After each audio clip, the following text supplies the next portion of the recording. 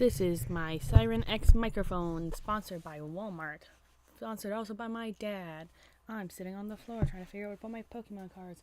Sponsored by your mom and my mom. Ew, ew, ew. Sponsor. Money. Give us money. Dollars. Dollar I don't know bills. why whenever I do this, it can't. Sometimes it can find the quadcast, and sometimes it can't. Yeah. That's fair. Just move it over one USB port, bro. It's not that hard. Okay, I think the quadcast is working again. Good. Let me see if I can figure out how to get the other one. Okay, it says microphone Siren X. I'm going to mute this one for a moment and you talk. Okay, I turned it up to max volume. Maximum volume. Extreme volume. Supreme volume. So much volume in my volume. Try the clapping or something. Yeah, so I think yours is the one on the end. I can also turn down my volume some. I'm just going to change the name so I know what one that is. Watch tech happen in real time. Are you streaming already? Yeah. Why do you always do this? So I can tell. You can tell before. You don't have to go live to tell. You can just move it over to the screen. You don't have to go live. Oh, alright. I was like, why do you go live? I didn't think we were live yet. No, you can tell and you can check your audio and video sources before. Otherwise, every single streamer ever would have to go live to check. No, you can always check before you go live. Why don't you do the tech part? I didn't know that's what you were doing. Otherwise, I would have told you. Don't go live, Evie. It's not worth it. I'll bring yours down just a little bit so that it's not blowing out when you move your boxes. Well, I can also turn my little... Well, I have mine turned down a little anyway, so I'm just putting it back where the other one is. Yeah, just in for future reference, you can just move it to your active live camera. You don't have to go live to have your live camera. Cool. Probably a good thing for you to know. Sorry, I don't intend to be super loud, but I gotta try and flatten these out. So you still want me to put background music on? Or? Yeah, I like background music. I wouldn't have been playing another YouTube video over your sound recording if I knew you were already recording. Oh no, I didn't hear that because the mic was sworn on. Okay, that's fine. I was like, I was playing a YouTube video. I didn't mean to. It did. Yeah, I didn't hear that because microphones weren't on. Okay, just checking. Putting away my Pokemon cards.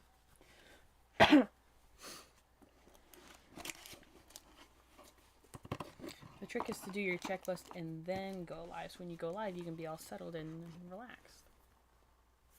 That's the pro tip.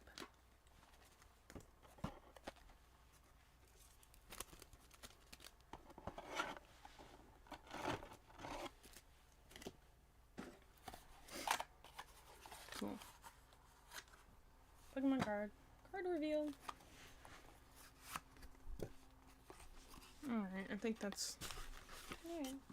Well, all working. tell the gang.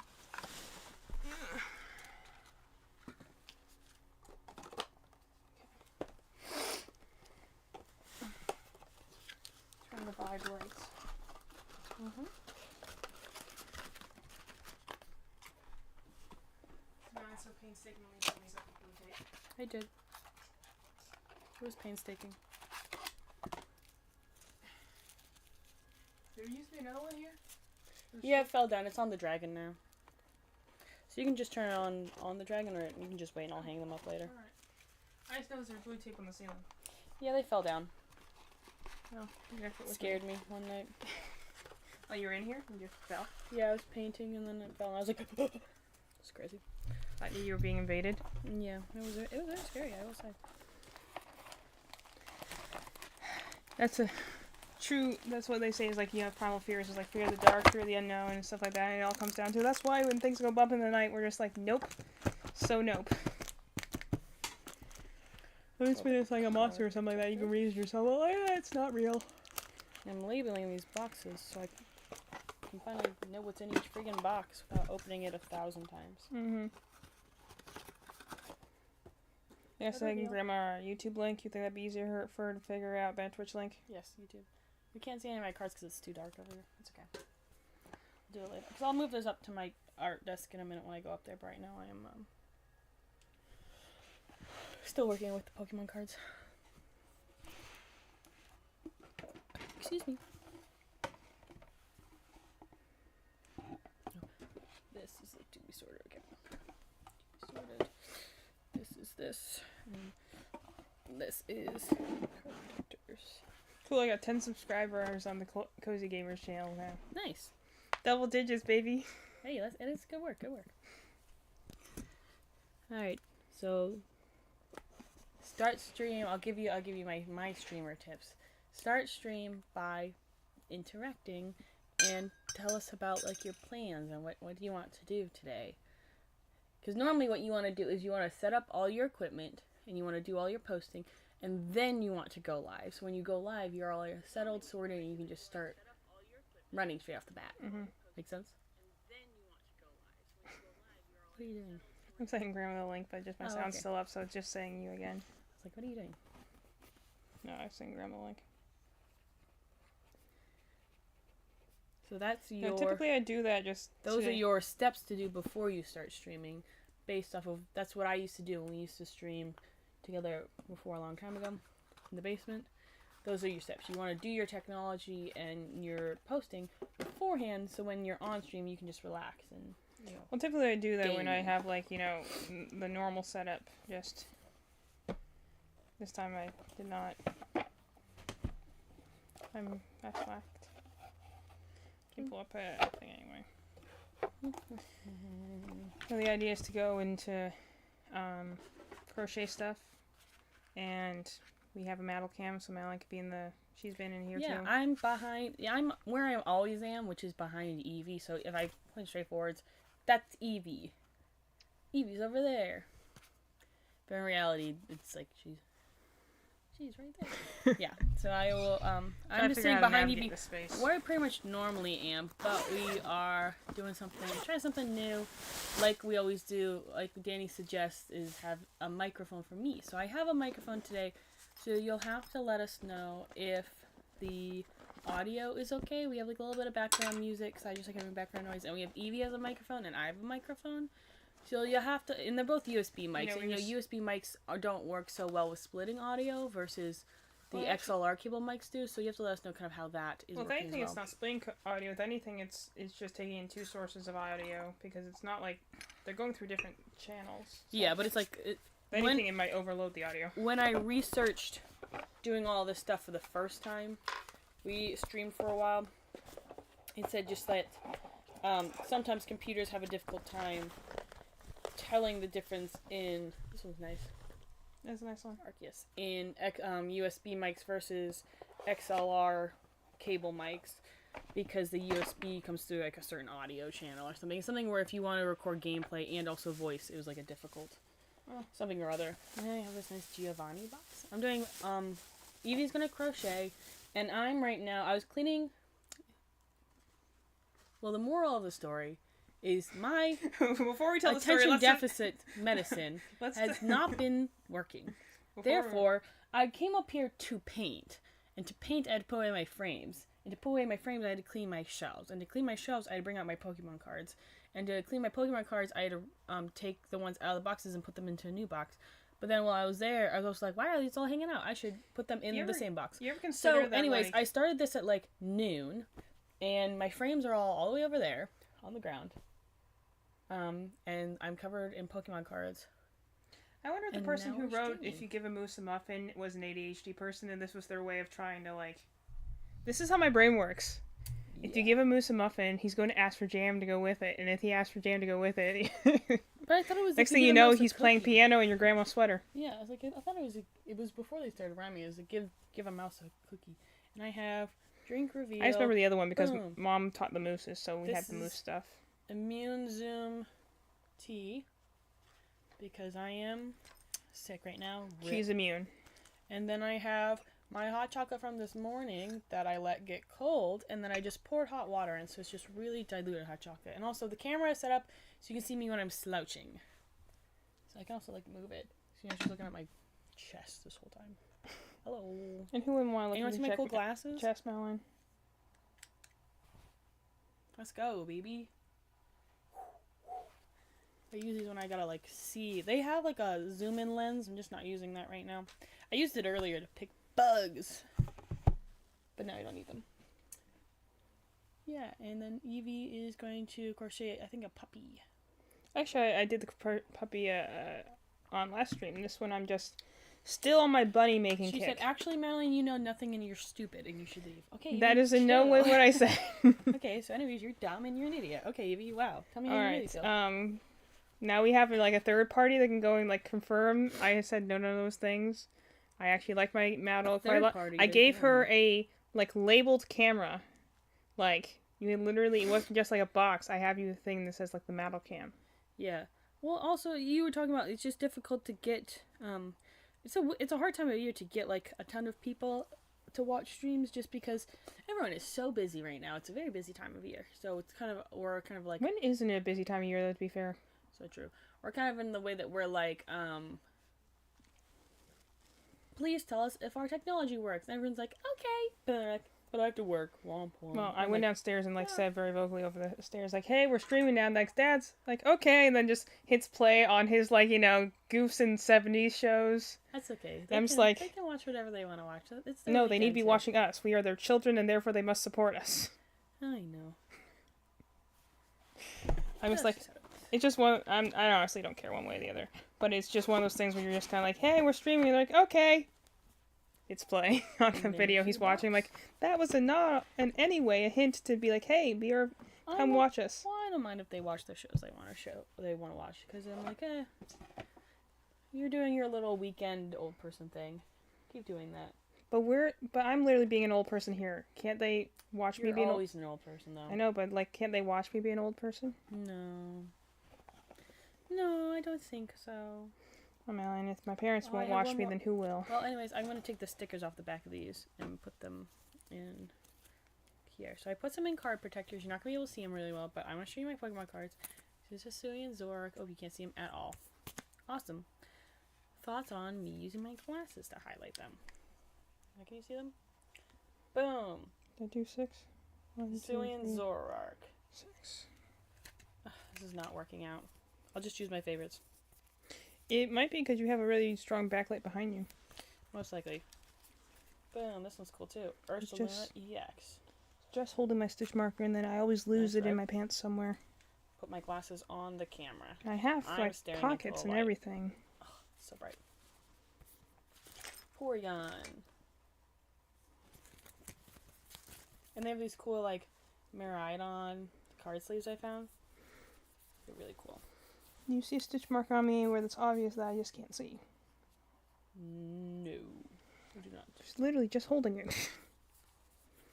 This is also why I need some people to view me. It'd be like, hey, you just Sleeping put it down. Koraidon. But you, oh yeah, I did just put it down. Can't really see that one that well. Sorry. But a lot of these are cool. Like, I got this Celebi. I actually saved that Koraidon picture to my phone because I was trying to draw one. And I was like, I need to, Squirtle. I want to go in, draw a picture of it. When it's not in standing up, I'm flexing on you form, you know? Yeah, I like when it walks like a little puppy. And then I got these, we got these from GameStop. I'm just taking the label off the back. So I got this cool Hisuian Zoroark. It's a V. Not a V Max, just a V. Am I too loud? No, I'm just, Are you not loud enough? I was curious if the music's coming through. I don't hear any music coming through the That's why I was TV. Like, where's the... Okay, I'm gonna switch these to a different thing really quick because the GameStop label is on the back, but conveniently I put them all in this nice Paldea box. So I'll show you what they look like after I put them in their new card protectors. 1, 2, 3, 4, 5, 6, 7. 3, 4, 5, 6, 7. So the first one is Hisuian Zoroark. I was gonna keep doing that while I'm Yeah. gonna mess with the music for a minute. See? So shiny. I like Hisuian Zoroark because I like the colors. It's very like watercolor, and I like that its mane goes forwards, and it's a ghost type. So lots of reasons to love it. You said mangoes forward, and I was And also mane goes forwards. just wondering. Okay, Oh, hear the ad, ads. ad. The ad's clearly working. Maybe that was just a copyrighted video. And like they lost the audio, didn't realize it yet. Hold on. You find when that happened, where like you're going through a video and be like, And you have to let me know. I don't know. This is a mic I just took out of the package, so I don't know if it's gonna pick up the background music. So if that's coming through like in echo, let me know, and that'll be helpful. Thanks. I can also turn it down a little more. Alchemy. I love Miss Alchemy. So this is from at GameStop. They have the thing where you can buy the cards. So these were all cards that we bought individually. VMAX. Which I feel like is actually not that bad of a deal because you could either buy like a ton of packs and try to gamble for them, or you could just go out and get one. This is one that I want to give to my friend Ian for Christmas. But Grandma says hi. He's doing. You guys. Hi, Grandma. Are you watching right now? She said it in all caps, so I assume she's very excited. Hi, Grandma. There's a little smiley face. We are doing we're cleaning the library. I'm doing my Pokemon cards. See, we got her onto YouTube. Next step will be teaching her how to comment on YouTube, so she doesn't have to text me. A different card sleeve. Not that I don't mind.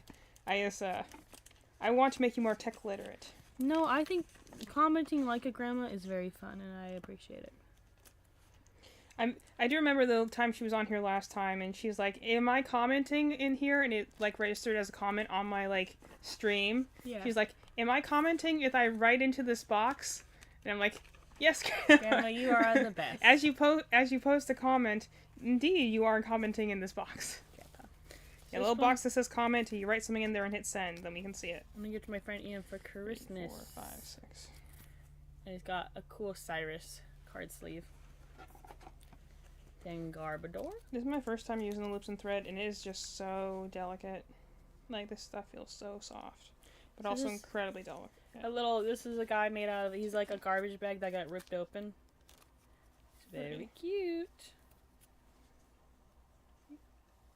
Little garbage bag that got ripped open. I like the fact that I talked about on stream one time when I was doing my Black Nuzlocke. I'm like, a lot of people complained about Gen 5 being like, oh, they're running out of ideas. They're having, like, keys and trash bags. I'm like, no, because Unova is an industrial region. It's the most industrial of every Flash key's not Pokemon. even until the next generation anyway. Yeah, I know, but people complain. But, like, they're like, it's an industrial region, so it makes sense that the Pokemon that live and evolved here are from industrialization, you know? You have things like Timber that are drawn towards cities because they're construction workers. You have things like Trubbish that are literally trash born again. I almost swallowed my stitch marker there and I panicked for a moment. Oh, Eevee. It's okay, I'm fine. And then you have, like, you know, like just a lot of Pokemon that, like, are based off objects and stuff like that. I'm like, well, not surprising. They are literally Unova more than anyone because it's based off the United States, namely New York. It's a city, so Pokemon have, you know, evolved to coexist in that setting. Yeah. And then here we have Digimon cards. So I'm going to put them inside this box. We have to be sorted cards. What else am I going to put in here? Concrete jungle where dreams were made of. So how's your day been today, Eevee? I haven't really hung out with you a lot today. Well, I am still a bit frustrated with the fact that the PlayStation Network has gone down. Since last night, actually. I was, you know, it went down around 7 last night. And I was just kind of being like, man, this is what I get for being a good girl and working on my business stuff during the day and leaving my playing video games until nighttime. Is that they went and... I don't know. It's some sort of network issue. It's like, no, I doubt it's a hacking attempt since the fact it's been like 16 hours at this point and the thing's still down. I think you're coming through my mic as well. Might be. Depends on how sensitive your mic is. It's okay. Keep going. Hey, if the audio sounds weird, we will not know until someone tells us. But, I wanted to go and play it, and ironically enough, my, physical edition of Star Rail came in yesterday, but I can't play it. Well, I was going to play it until I could do a reaction to all the trailers, which I actually looked up. There was 88 or maybe 78 Genshin trailers. That's a lot of trailers. But I looked up, as of right now, there are only 37 Star World trailers. So hopefully it would not be such an, like, I told Melanie about them, like, when I did that, I was like, this isn't too bad, and I'm like, oh my gosh, I was so drained after, like, we hit 20. So I'm like, I think I could split up over 2 days, maybe, like, 20 and 20 sort of thing. I want to do a Star World react to their trailers, because their trailers are very cool. They're also, like, some that I've never seen before. At the very least, you need to watch Boot Hill's trailer, because that one's just very funny for a lot of reasons. Good.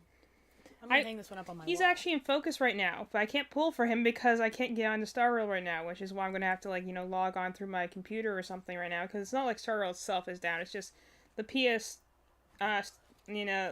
Network is down, so anything that requires, like, logins, online servicing, anything like that through PlayStation is not working right now. Like, their video things, their social things, their shops, like, whatever is happening must be a big goof somewhere, because they're losing business right now. Like, people who have, like, the online subscription that gives them new games, like, they're finding workarounds to help people try and, like, get, like, like I told you the issue before with people who have the downloadable games. They can't do it because they can't verify with the server. Like, they found a workaround for that through the settings, but I'm like, that still doesn't do anything for, like, people who are doing online games, like whatever the Marvel is one right now with the shark, or Oh yeah. People who are playing online games, especially Twitch streamers, are like, well, hope you're not playing on PS5. Yeah. But I could realistically just go and play Star Rail on my computer, which is what I will inevitably do. It's just like, I log in every day to get a certain amount of currency, which is more important from Genshin Impact, because they don't exactly give anything away. So if I want to have, like, stuff, I have to log in. But I also want to log in because like Boot Hill just came back into focus. I was going to have you come in and be like, here, you draw on this. So that, maybe you'll get lucky. Yeah.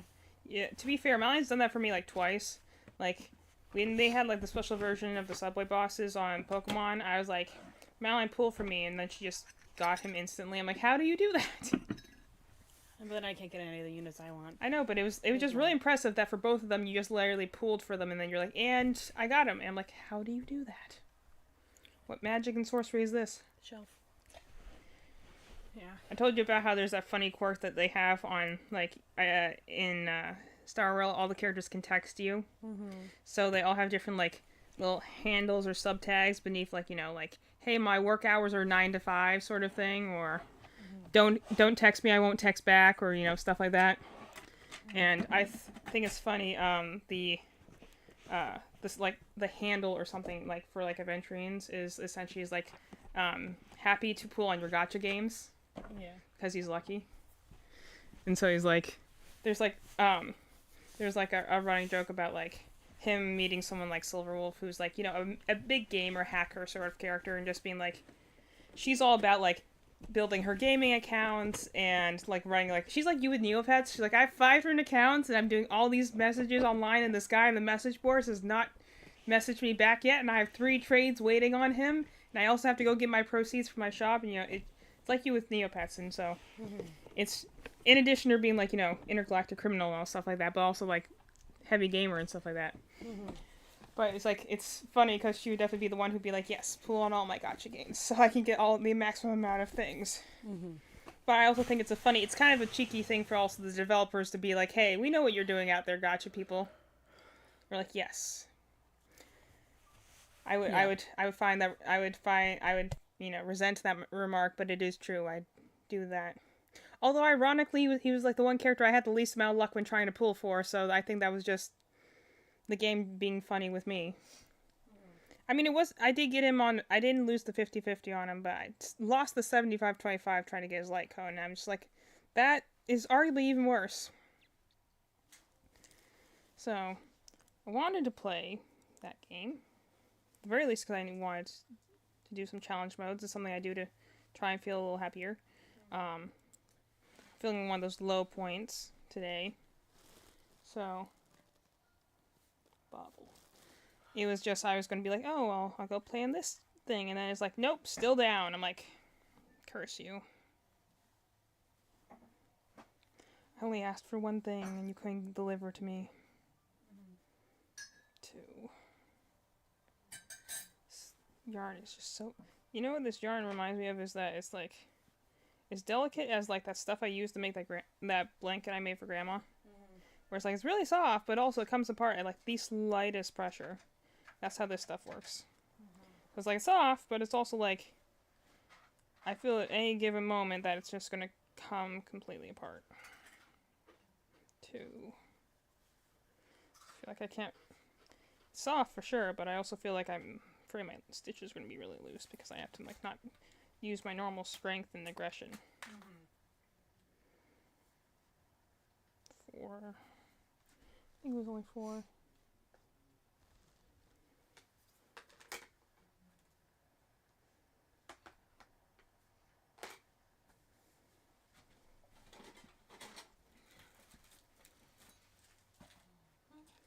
I also like when they give you like properly, like this is the proper way to do these stitches. I'm like, oh, that's not the way I've been doing it this whole time. Not gonna change now though. 3, but anyway, I was gonna go pool on Blue Hill, and I just can't because the servers went down like the day after he came back in. So I'm like, aw. Because I don't know who else I'm going to pull on for a while, because a lot of the new characters that are coming in, I'm not going to get unless I particularly think they're interesting in terms of what they do. Like, because I won't know who they are. That's literally why I got, like, the Fox Trio characters, is because, like, I played them in their trial modes. I'm like, oh, that's pretty cool. I literally got the other guy just to see if I could, the one that looks like Caden, just because I was like, I pulled once. I'm like, oh, hey, I got him, nice. But also because I was like, cool, he's got, like, a little fire fan, that's pretty cool. Which is an interesting choice of weapon considering the whole thing that he's like a cook, so. Technically speaking a healer, but I don't know. I don't really know a lot about that like trio, just that war trauma has to do with it to some extent, because like you watch like I remember watching his trailer the first time, and it's like a cooking show. Like essentially he's just making like, you know, making like a 5-course meal and explaining like in extreme detail how all the things like work together, very artistic, you know, Yusuke sort of vibes. And then, but, like, in the flashes between, like, the, you know, each of the different, like, dishes and stuff like that, there's, like, these, like, repressed war memories and, like, shadows chasing in the darkness and everything lights on fire. And then you're like, oh, well, that's going to be trauma of some sort, I guess. And then they're just, you know. Always love it when they do that with the character, because then you're like, oh, well, that's a thing. But we're not going to touch that thing right now. And then the other lady who, like, that I use that, you know, has the one, like, you know her voice line, because I use her a lot. She's got really cool, she's really good with follow-up attack strategies. But, that clearly, there's some sort of repressed war and trauma going on there, to an extreme extent.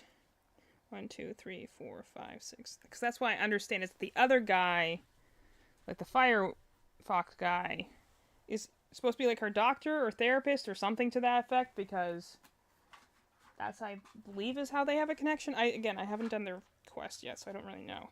I don't know how the other, like, Saizo guy, you know, works in with them at all. I just love the fact that all of his voice lines are so edgy, but, like, in the it's not phase mom edgy, and I just think that's very funny. Yeah.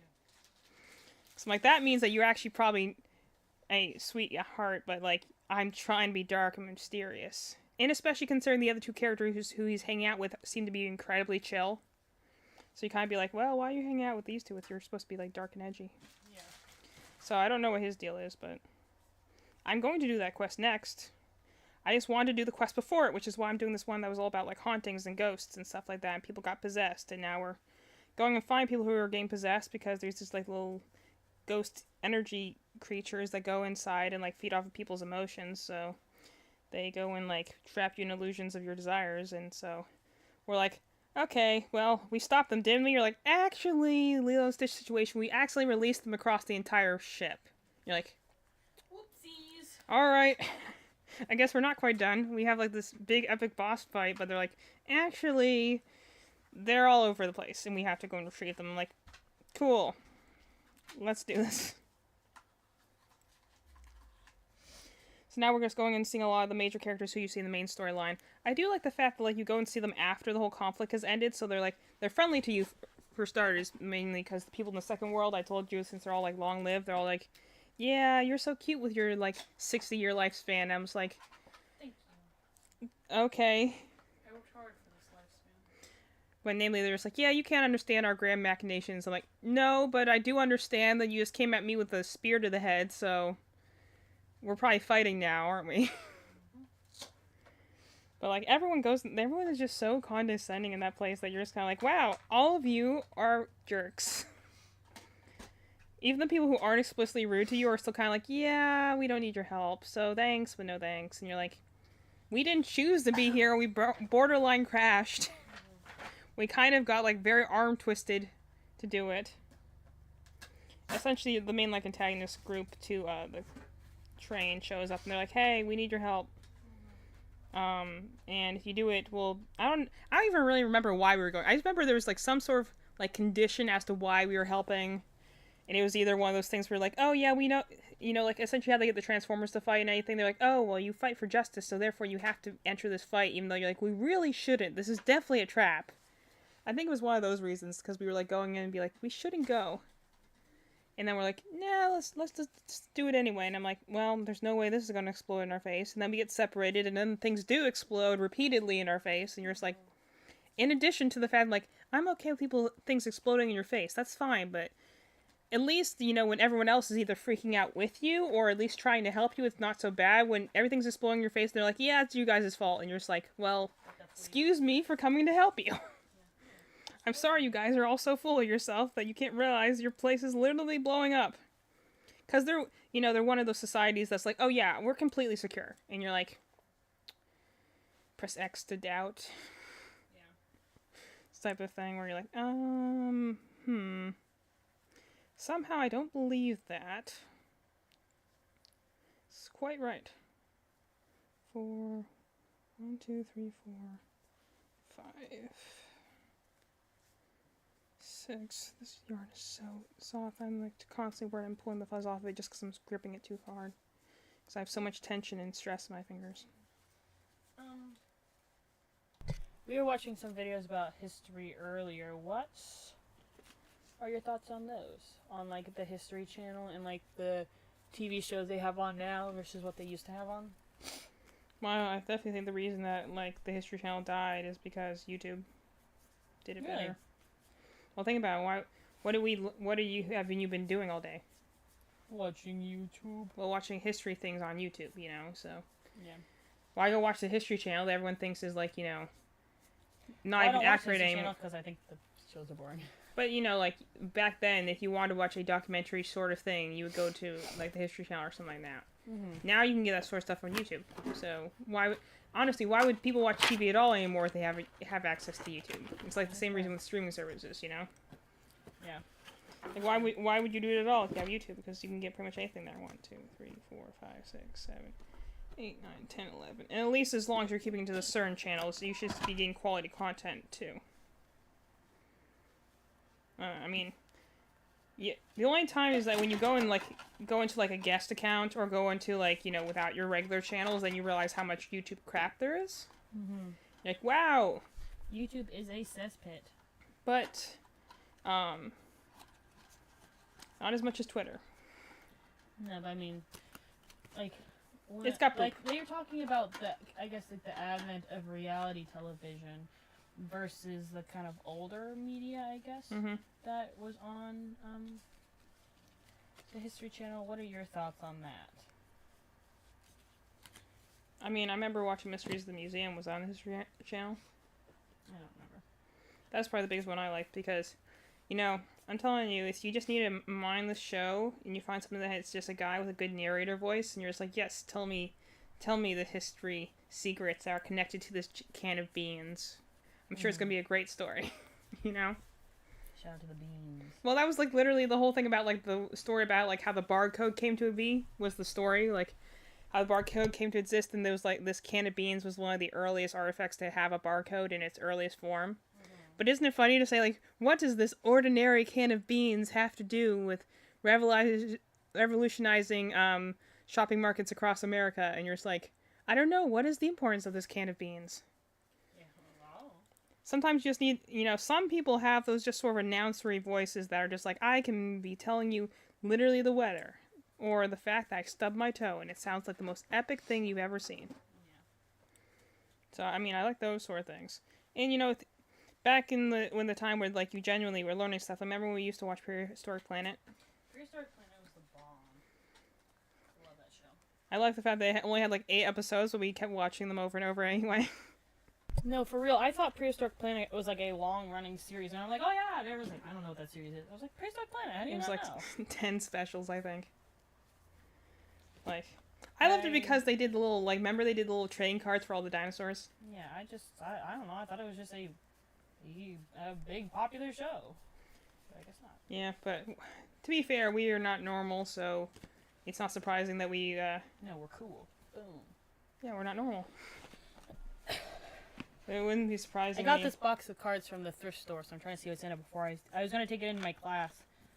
I was just gonna pull out anything, or mostly I'm just sorting because like they're not gonna be super interested in the like support cards. So I'm just gonna put them on one side, and then they can have the interesting cards on the other side. We certainly weren't growing up. We're like, oh, where are the Pokemon? I don't want a picture Exactly.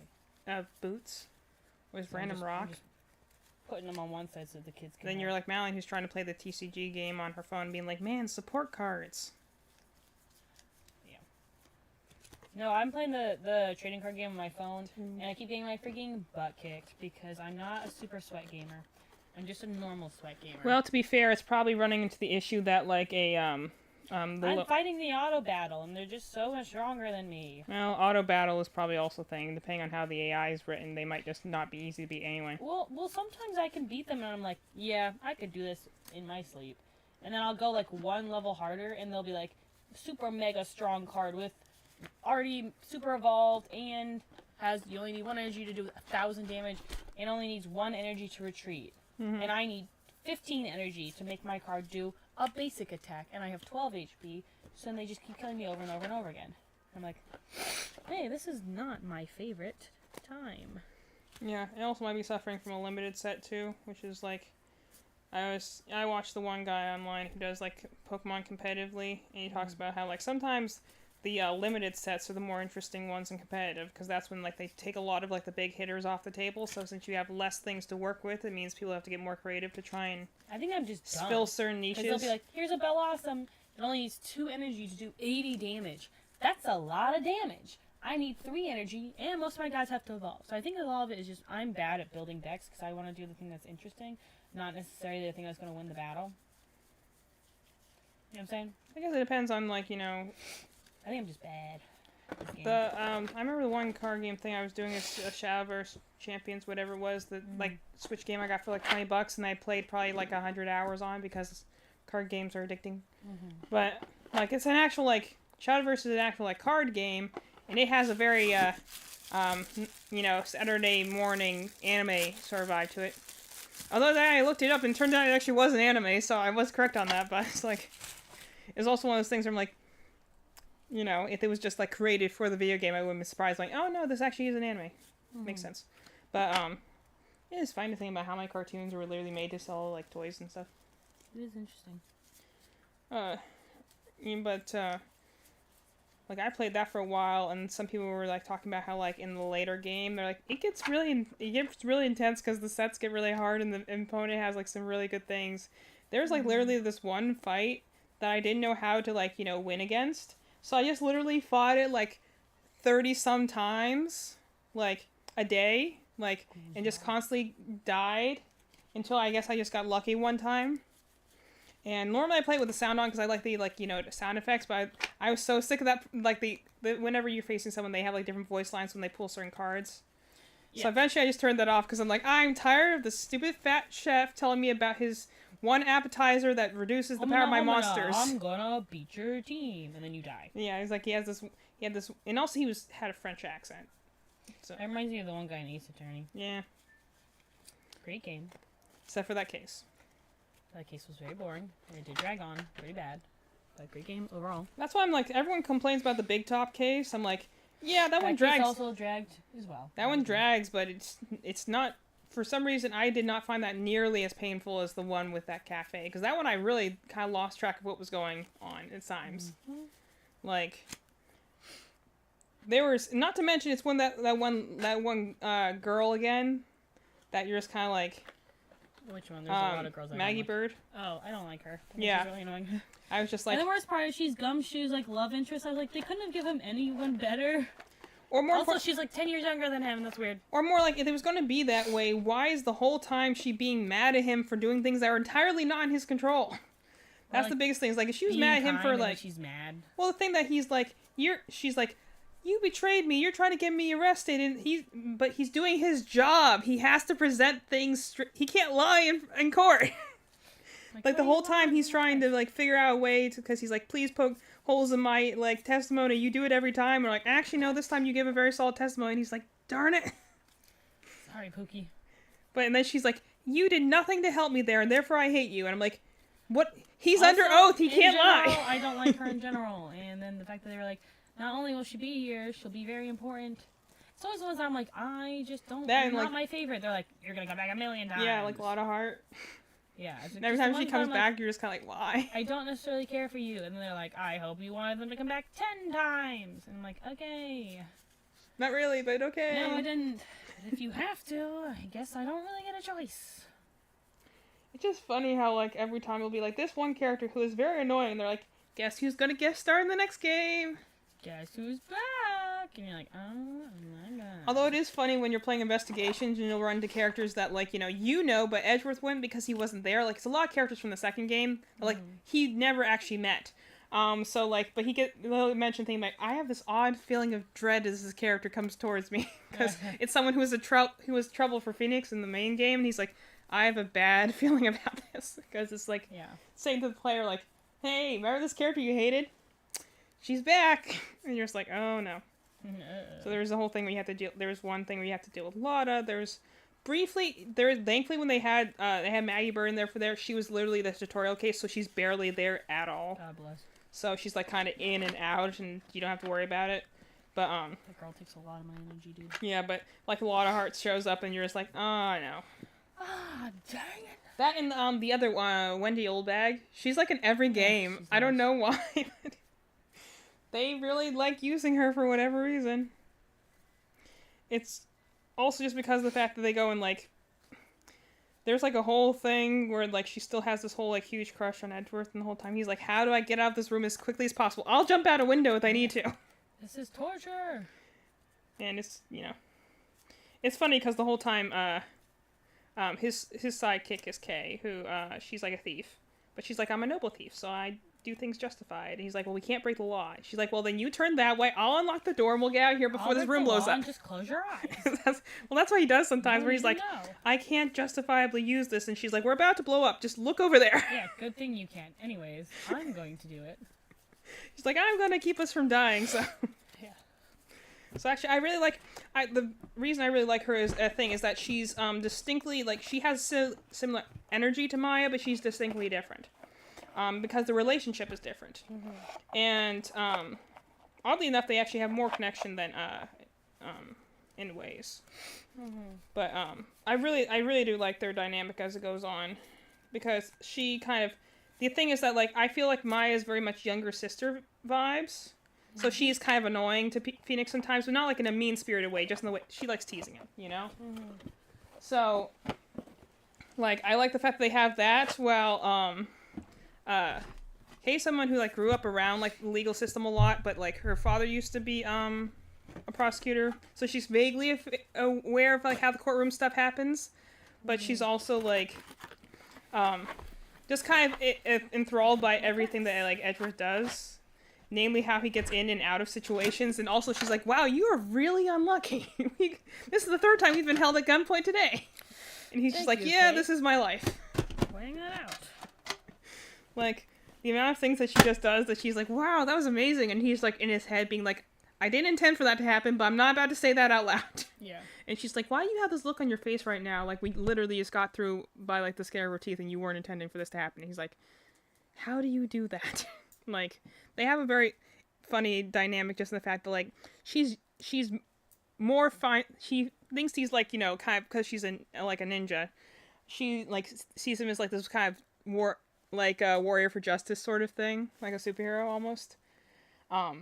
And it's just a funny dynamic because like anything that he like gets into, she's always like, "That's amazing how we got out of that," and he's just like, "I don't know how we just got out of that, and honestly, I'm gonna wait for my heart to slow down before I pass out because that wouldn't be a good look right now." But she'll tease him every once in a while, but most of the time she's like, "Wow, that was great," and he's just like, "We are not jumping out a window again, like ever." And I said that the last 2 times we did it. It's it really definitely it's why we bought the Ace Attorney Investigations for Switch. We are planning to play it at some point. Just haven't found a time when we can like sit down together. The biggest thing is that Madeline is in the trenches right now, quite literally. So when she comes home, she pretty much just comes home and collapses, and like I just try and get food into her before that happens. Well, like so right now I'm sick. Sorry, I didn't turn my thing on.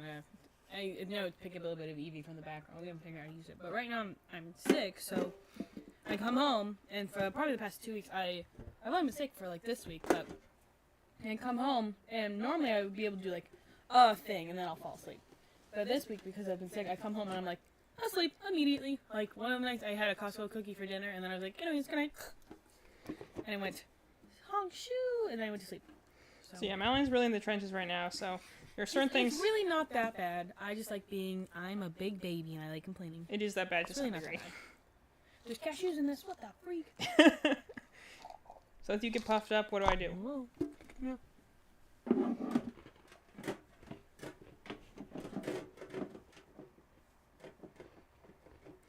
But, some of those games are like ones that we want to play, because we played through the whole Ace Attorney series together.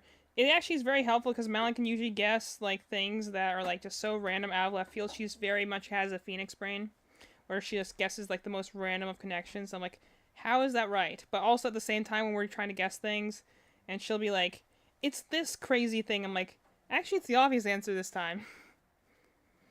But so I like having her when we do mystery games. So I want to play that with her. So that's why we never played it on stream yet. But I do want to do it at some point. Because I liked the first Investigations game. The weird thing is that, like, and also I'm not sure how it's gonna, the second game was never translated, but I had a very famous fan translation patch, so a lot of people had played it already. So the thing that was weird for a while was that, like, with this new translation, would be the first official, like, actual translation. And so, it's weird in some ways because, like, the characters who come exclusively in the second game are now getting their official translation names, but they've been in the fandom for like 11 years at this point with their fan translated names. So a lot of people are like, yeah, it feels weird calling this character this because, we've been calling them this other name for the longest time. The biggest one is one of the prosecutor antagonist people in the second game. I told you about that guy. It was like his name's like actually like Sebastian de Best or something like that. Like, typical Ace Attorney weird sounding names. But like, I don't remember what his last name's supposed to be like. His first name was changed to like Eustace. And I was like, alright, that's a choice. But, technically, technically they can do that because again, they never really did translate it in the first place. So this is their first time doing the official translation. It's just kind of weird where like the fandom has existed through this fan patch for like the last, so many years, and now all of a sudden people are like, oh yeah, I guess it never was official, so. But it was just, I'm not saying that necessarily the company had to go and be like, hey, we're going to use this fan patch, because that's what people recognize these characters as. 1, 2, 3, 4, 5. But it would have been interesting if they did that. I'm not surprised they didn't. They have no reason to, but just, it's kind of weird to go be like, all this time I've been referring to this character as this, but actually it's this. It doesn't affect any of the characters in the first game, because the first game already had translation, so, like, a lot of characters in that case already had their, names different, but it's just weird for some of them, like, again, Eustace? Really? That's what we're selling on? Alright. Also, there's just some that are just kind of like, I feel like the pun that they made in the translation was better, because Ace Attorney famously has puns in all of the characters' names. Mm-hmm.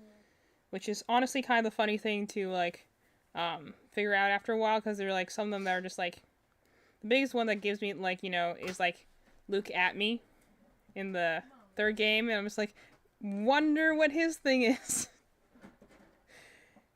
The guy with the name that literally says look at me.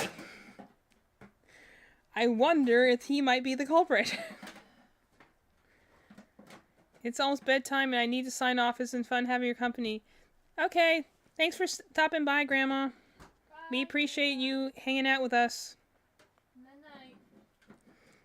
You go sleep now. It's 7:30. Yep, it's all person bedtime. Night. 10, Bobble, 13. Our dedicated viewer. 1, 2. Yeah, I just gotta count to this thing first. 3, 4. I actually really do. This is a free bunny pattern I found on YouTube, and I really like it because it makes actually really cute bunnies. Okay. 1, 2, 3, 4, 5, 6. Wait, I think I skipped a row. It's a launch. Like I was looking at it, I'm like, that doesn't seem right.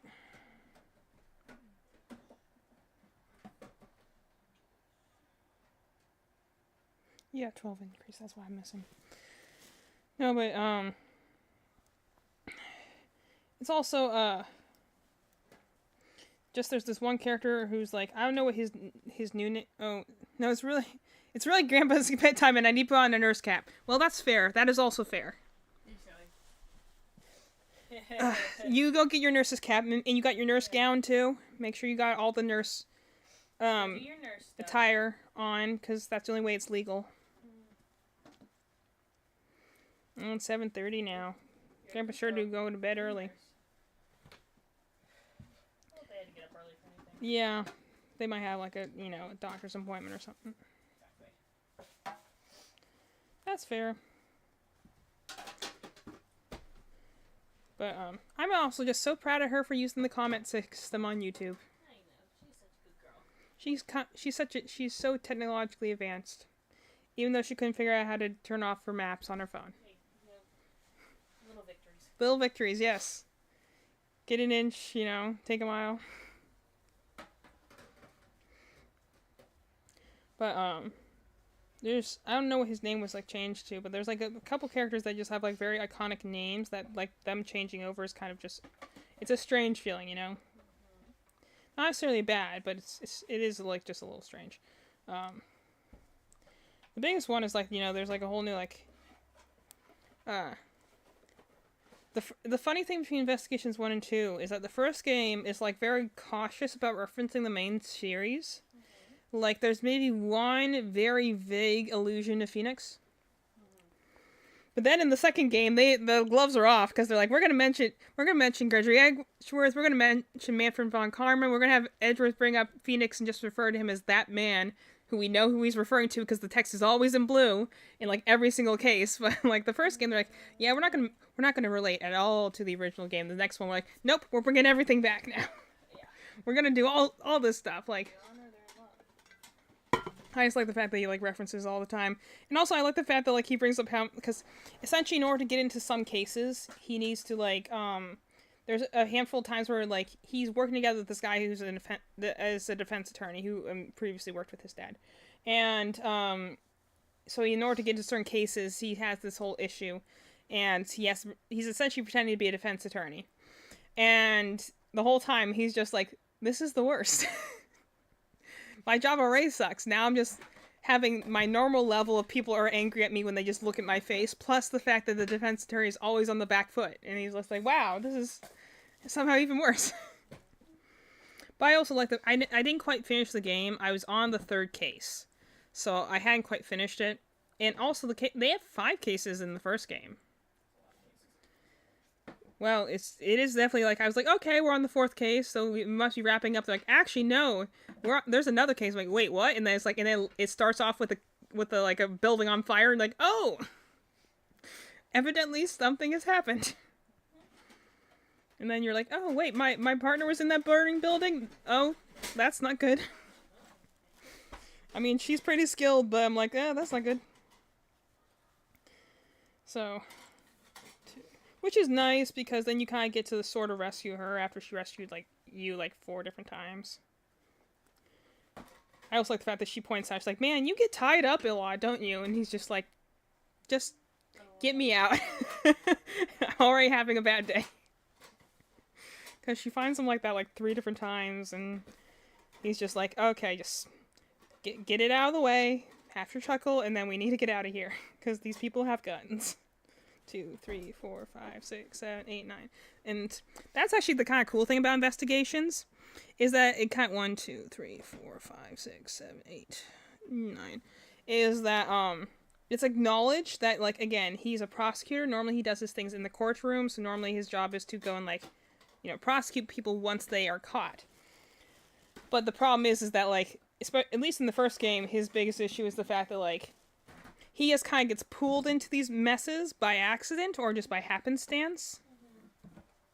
So he's like, normally this is just my job when I get to the courtroom, and I have no business with this. I shouldn't be out here investigating things and being held at gunpoint and working with the police and stuff like that. But every single time it's either. But then the game would just be called Ace Attorney Prosecutions, not Investigations. Well, that's the thing I actually thought was pretty cool that I watched in a developer interview or something like that. They're like, we wanted to do something that wasn't just Ace Attorney again. So how can we make this different to represent this fan favorite character, but also make it so it's not just Ace Attorney prosecution side, because that's pretty much the same thing. So they essentially do that in the fact that you are investigating, and the fact that you namely have to rely on different advantages that Edgeworth would have that Phoenix wouldn't, because Phoenix does admittedly get by on a lot of luck and a little bit of spiritual help a lot of the times, and then a good amount of just kind of going with his gut. But Edgeworth obviously doesn't do that, so he has advantages in other places, namely he does actually have a lot of resources because of his position as a prosecutor, but also besides that, he's also just a freaking genius. So he is just really very smart and a very good judge of people. So he can put things together pretty well as long as he has all the information. But and then he also has help from from Kay, Franziska is a partner at some point, has other people in good places to help him out. But it's amazing how a lot of the stuff is literally just him being realizing no, the reason he's gone this far because there's the question of did he get as far as he was because were his cases fixed, the whole thing with him having a perfect record until a certain point, is it because he was tricksing things? No, he's just really that intelligent that when he was playing slightly unfair, he actually was very hard to beat, because he's already very difficult to beat when he is playing fair. So you give him a slight advantage like that, no wonder no one could defeat him. That's when you come to realize that, Von Karma, kept him, essentially, was he's oh, this, even from a young age, this kid's actually a genius. So he actually is just a very, very intelligent individual, and that's how he gets by with most of his things, but it's also a lot of, honestly, as much as, Phoenix is all about, getting by sheer good luck, Edgeworth is constantly, plagued by bad luck. Almost he always seems to be in the wrong situation or the wrong place. So that's how he actually finds things, is half the time that he's oh, I'm being held at gunpoint right now. That's not great, But he also gets him into a situation that where he can help. And that's actually the thing that saves it half the time. Is the person's I would have gotten away with this too if you weren't here. I'm I wouldn't have been here if you hadn't decided to mug me in the middle of the street. So really, you only have yourself to blame. But the first game literally takes over the course of 3 days, and it's 3 different instances where the reason he's part of the case is because, again, he's being held at gunpoint sort of vibes. So he's well, obviously I'm not going to take that sitting down. He's not the kind of character. He's at least for the fact that I uphold justice, and also because that really sucked to be, there's the first case starts with him at gunpoint. The second case starts with him passed out in a corridor and then held at gunpoint and then tied up. The third case starts with him going into a hostage situation, not for him, for someone else, then getting whacked over the head with a golf club and ending up tied up in a basement. That's where he finds Kay the first time. And then let's see, the fourth case is technically a back in time case. So it goes and shows them when it's actually really cute because you get to see like younger him and younger Francisca, and they're just really cute together. Like, you know, they still kind of have like that kind of sibling rivalry too, but you can also kind of tell. Kind of like the one thing I would say, like, you know, anyone who's a fan of the Ace Attorney series, definitely watch the anime because it's, first of all, it's very entertaining, but also just the extra episodes add a lot to it. Like, you see in the little moments in between, like, things where you see, like, this little secret episodes with, like, Maya or Phoenix or, like, I love the ones that shows them as kids. I like the past one where you get to see little Francisca and she's really cute. And just little things like that. That's kind of like what that case is, where you kind of see they already have kind of their like little rivalry going on, but you also like she's like a really good aid in that chapter, just because like even though like she's framing it all as this is a big competition, I just want to prove I'm better than you. It's really a smokescreen to keep her dad out of it, because he's ready. Because even though, you know, clearly the two of them idolize him and are definitely like excited to get started with their own like law careers, but like Francisca is like, you know, the one that uncovers like, oh yes, you're going to be a great prosecutor one day, and Edward sees like, I barely tolerate you in my home, and he's just like, oh, okay, thank you, sir. You know, like doesn't really know how to respond to it, and like you can tell Francisca doesn't quite understand it because she's still like she's like 10 or 12 in like the case, because you know he's like, I think he's like 20 maybe, but I think they have an 8 or 9 year gap.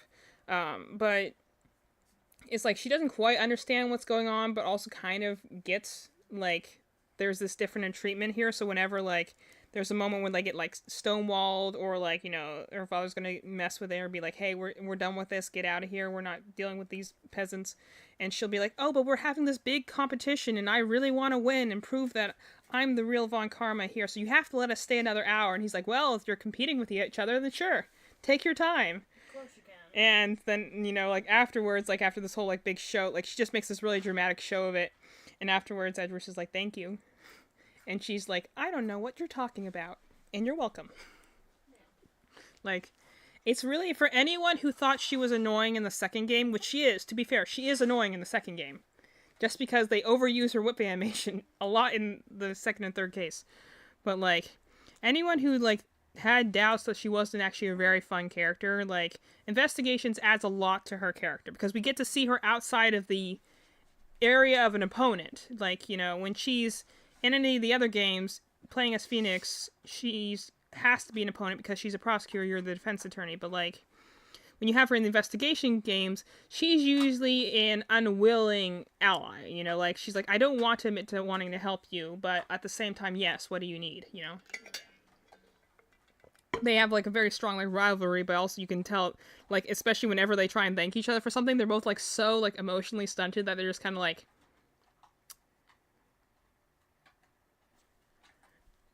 and they just walk off. You're just like, good job, guys, we got closer that time.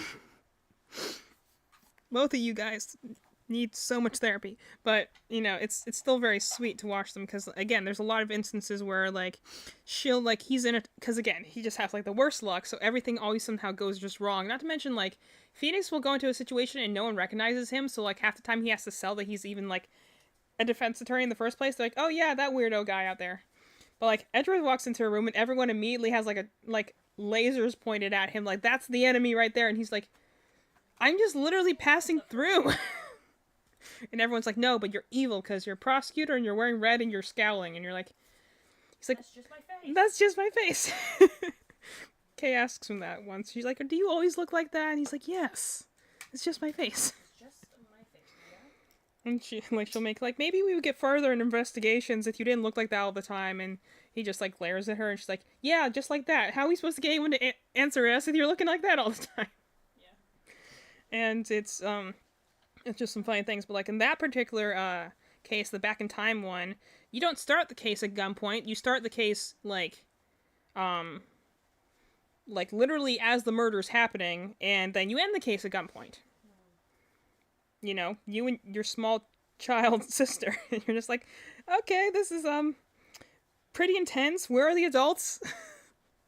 These kids that are being held at gunpoint right now, you know. It's also to kind of give some history on Kay and stuff like that, and where she comes from. But I just like the fact, and then like the last case, like I said, starts with like you in front of a burning building. Then you're like, oh, nice. Like in this, all the cases, with the exception of the one that goes back in time, start like they take place over the course of the same 3 days. Like the first one is him getting back from a trip. The second one is during that trip on the flight home, he ends up in the middle of an investigation because he gets, pinned as the murderer, just because he looks suspicious, I guess. And then like the third case is literally the day after he gets home, after having to deal with someone holding him at gunpoint in his own office, and he's like, okay, time to get back to regular work, and then again is held at gunpoint and kidnapped, and he's like, like this is over the course of like 48 hours, like, and then he gets like 1 day, like 2 or 3 days maybe of rest, and then this like whole other big event happens with the burning buildings and stuff like that, and he's just like, this is like the worst week I've had in like years, and that's saying something. Like he actually does compare it to like his trauma in the past and be like, wow. I watched my father die. He's just like, and I have a pretty rough life already. Somehow this is, it's just only fun because like Kay, who's new to the whole thing, she's like, does this sort of stuff happen to you normally? And he's like, yeah, yeah, it does. Like, I want to deny it, but unfortunately, yes, this actually is very normal for me. But they do space it out a little bit more in the second game, so it's not quite as ridiculous as, oh, this happens in the course of like 72 hours. But like, so there's a little bit more pacing between like each of the things because they're investigating a larger case. But like, it's just funny in the first game, we're just like, man, this guy cannot catch a break at all. And the only reason he investigates any of the court cases is usually because he's pinned as the murderer. So he's just like, well, clearly I gotta clear my name here. Or like someone he cares about is taken hostage, like. He's otherwise being like, yeah, I'm totally fine with prosecuting in the courtroom and just leaving the police to do their job. But like most of the time it either ends up being like, he's somehow implicated in some way, / the killers are out to kill him, or like they're going after one of his partners, and so he's like, yeah, don't have a choice, and just leaving it to the cops this time. Yeah. Not to mention, like, the cops usually are, like, not necessarily incompetent, they are actually pretty good in the games. It's just more of a matter of fact of, like, they are good, but they are not nearly as good as he is. And that's actually another one of the, like, antagonists in that game, is, like, this guy who is a cop, essentially, from another country. Which, is one of those other times when you're like, oh yeah, let's just ignore the fact that we're in San Francisco right now, and just ignore the fact that, like, there's a lot of Japanese culture things just existing in our very metropolis city, Mm-hmm. But so, like, he has this whole, vibe, and he's, like, a police guy with his own, like, group of, like, police force, and he's just trying to show up your police force the whole time, which isn't hard, because they're not exactly the best. Like, every time that you have one of them called in and be like, hey, can you help me with something? And then they'll do something, like, completely ridiculous that totally screws your side of the case. And the other guy's like, haha, you guys suck. And you're just like, oh, I really want to beat you now. Because you're pointing it out. And yes, I know that they're horrible, but don't you insult Gumshoe like that. He's trying his best. He's got his heart in the right place. But, like, so you have other prosecutors going after you, you have other police force after you, you have other rich people going after you, and then you have the literal killers going after you, and you're just kind of like, nice, this is good. Yeah. It's funny because, like, the second case literally happens from, like, literally his, like, earthquake trauma, so he's on a plane, and, like, it's shaking so much that, like, it causes him to go to, like, a panic attack, and he passes out. Just before the murderer passes by, so he literally is in the area and just missed the guy because he was in the moment of, like, immense trauma. Shout out to my man. And so when he wakes up, he's like, what the heck happened? Like, he's trying to, like, obviously get his bearings, get his feet steady underneath him, goes to be like, okay, this sucks, let me get back to my seat, walks upon a dead body, and he's like, oh! Whoopsies. And then, like, literally the steward... And then, like, the flight attendant comes down and is like, oh my gosh, murder! And you're like, great. So he ends up, like, tied up in his seat. And he's like, okay. And, like, as they're going... Because, like, then they go and, like, give the purview of the case. And, like, then, like, the, like, flight attendant's, like, explaining, like, oh, hey, we found a body and the police are coming in. And you just see Edward in the back who's, like, literally tied up with... I don't know what they have on a plane that you could find to tie someone up with. But he's like... excuse me, could I be let out of this, please? I think this is really unnecessary. So then, like, the first part is just you arguing, being like, yeah, it's embarrassing, but I have immense trauma with shaking, so I was unconscious the whole time. And they're like, yeah, that's... Sorry about that one, guys. And we're like, yeah, that's a really cheap excuse. He's like, yeah, I know it sounds horrible, and normally if I was in the courtroom, I would tear apart something like this, but it is really the truth. Trauma to be trauma, my guy. Like, he's just like, how am I in such a ridiculous situation right now? But it's literally, like, every case is almost like, the truth is stranger than fiction right now. So your first thing is literally just being like, yeah, I was conveniently... Although then the whole time he's just kind of like kicking himself, being like, I literally was in the same room with the murderer. If only I wasn't passed out, whimpering on the floor, then this wouldn't have happened. They were right there. I'm just like, oh yeah, it's fine. But... again, I like the fact that they keep that thing consistent about the character. That was one of the things I did. I was sad they kind of pulled out of the anime. I do like in fan fiction, they generally do keep his fears and then kind of explore how he would adapt and heal over time to those. And I do like reading that kind of stuff to be like, how would he, as a working adult, deal with those? I like those ones too. And I like reading because it gives me strategies for my own life, But I like the like for instance, like why is he in such good shape? Well, because he lives on like the 37th floor and he has a fear of elevators, so he's definitely taking the stairs every day. It's also why he's up at like the crack of dawn, because it takes a while to get there. But yeah, I really like the fact they go. But that's the biggest thing I liked about Investigations, was that it's very consistent with the main series. Like, it's not like even the first game that isn't really referencing the main. Like, the second game does reference the main series more. Like, it's almost like the first one was almost hesitant to go and be like, oh, we don't want to mention Phoenix in here too much because that might overshadow the main game. The next game, they're like, oh nope, bring it all up. We're digging out all the things. Get everyone out of the graves. But the first one, even then, they're like, they still keeping consistent. Like, oh yeah, he has has this fear of earthquakes. So like that's like a whole like big trauma response. So they actually is a big part of one of the cases, like why he didn't see the guy, because he was passed out at the time. And the guy, and that's the other thing, is that like there was a piece of evidence that was on him that implicates him in the murder, and that's actually ends up being the linchpin in the end of the case, is that like person who did it, like, oh hey, look, easy patsy, let me switch these things around. And then he realized it, and then like that means the other person has it's essentially like they do in one of the other cases where Phoenix gets his phone switched. And so it's like one of those things where like, hey, if you hadn't done that, I wouldn't have traced it back to you. But you made this a fight, and I'm coming to battle with the, a sword swinging type of thing. So he's like, yeah, you were wise. You wouldn't have started this fight, but you did, and I'm going to crush you now. So, well, that's like how he gets in that mess. Is that they like it's either like something like his wallet or something like that. Like something gets switched around while he's passed out. And then, like, you're able to, like, essentially prove something later because you're like, oh, well, this thing doesn't happen. This person has my thing, which means the only way this person could have done this if was the killer. Mm-hmm. And so it actually, all the things that's the thing I like about, in general, the Ace Attorney formula, and the thing that I think not really a whole lot of other games who've tried to recopy that, that style, is the feeling of that smart feeling at the end where you're like, you feel like you figured it out, and while some things might be a stretch, you feel like it, for the world, it makes sense. This is something that Danganronpa struggles with.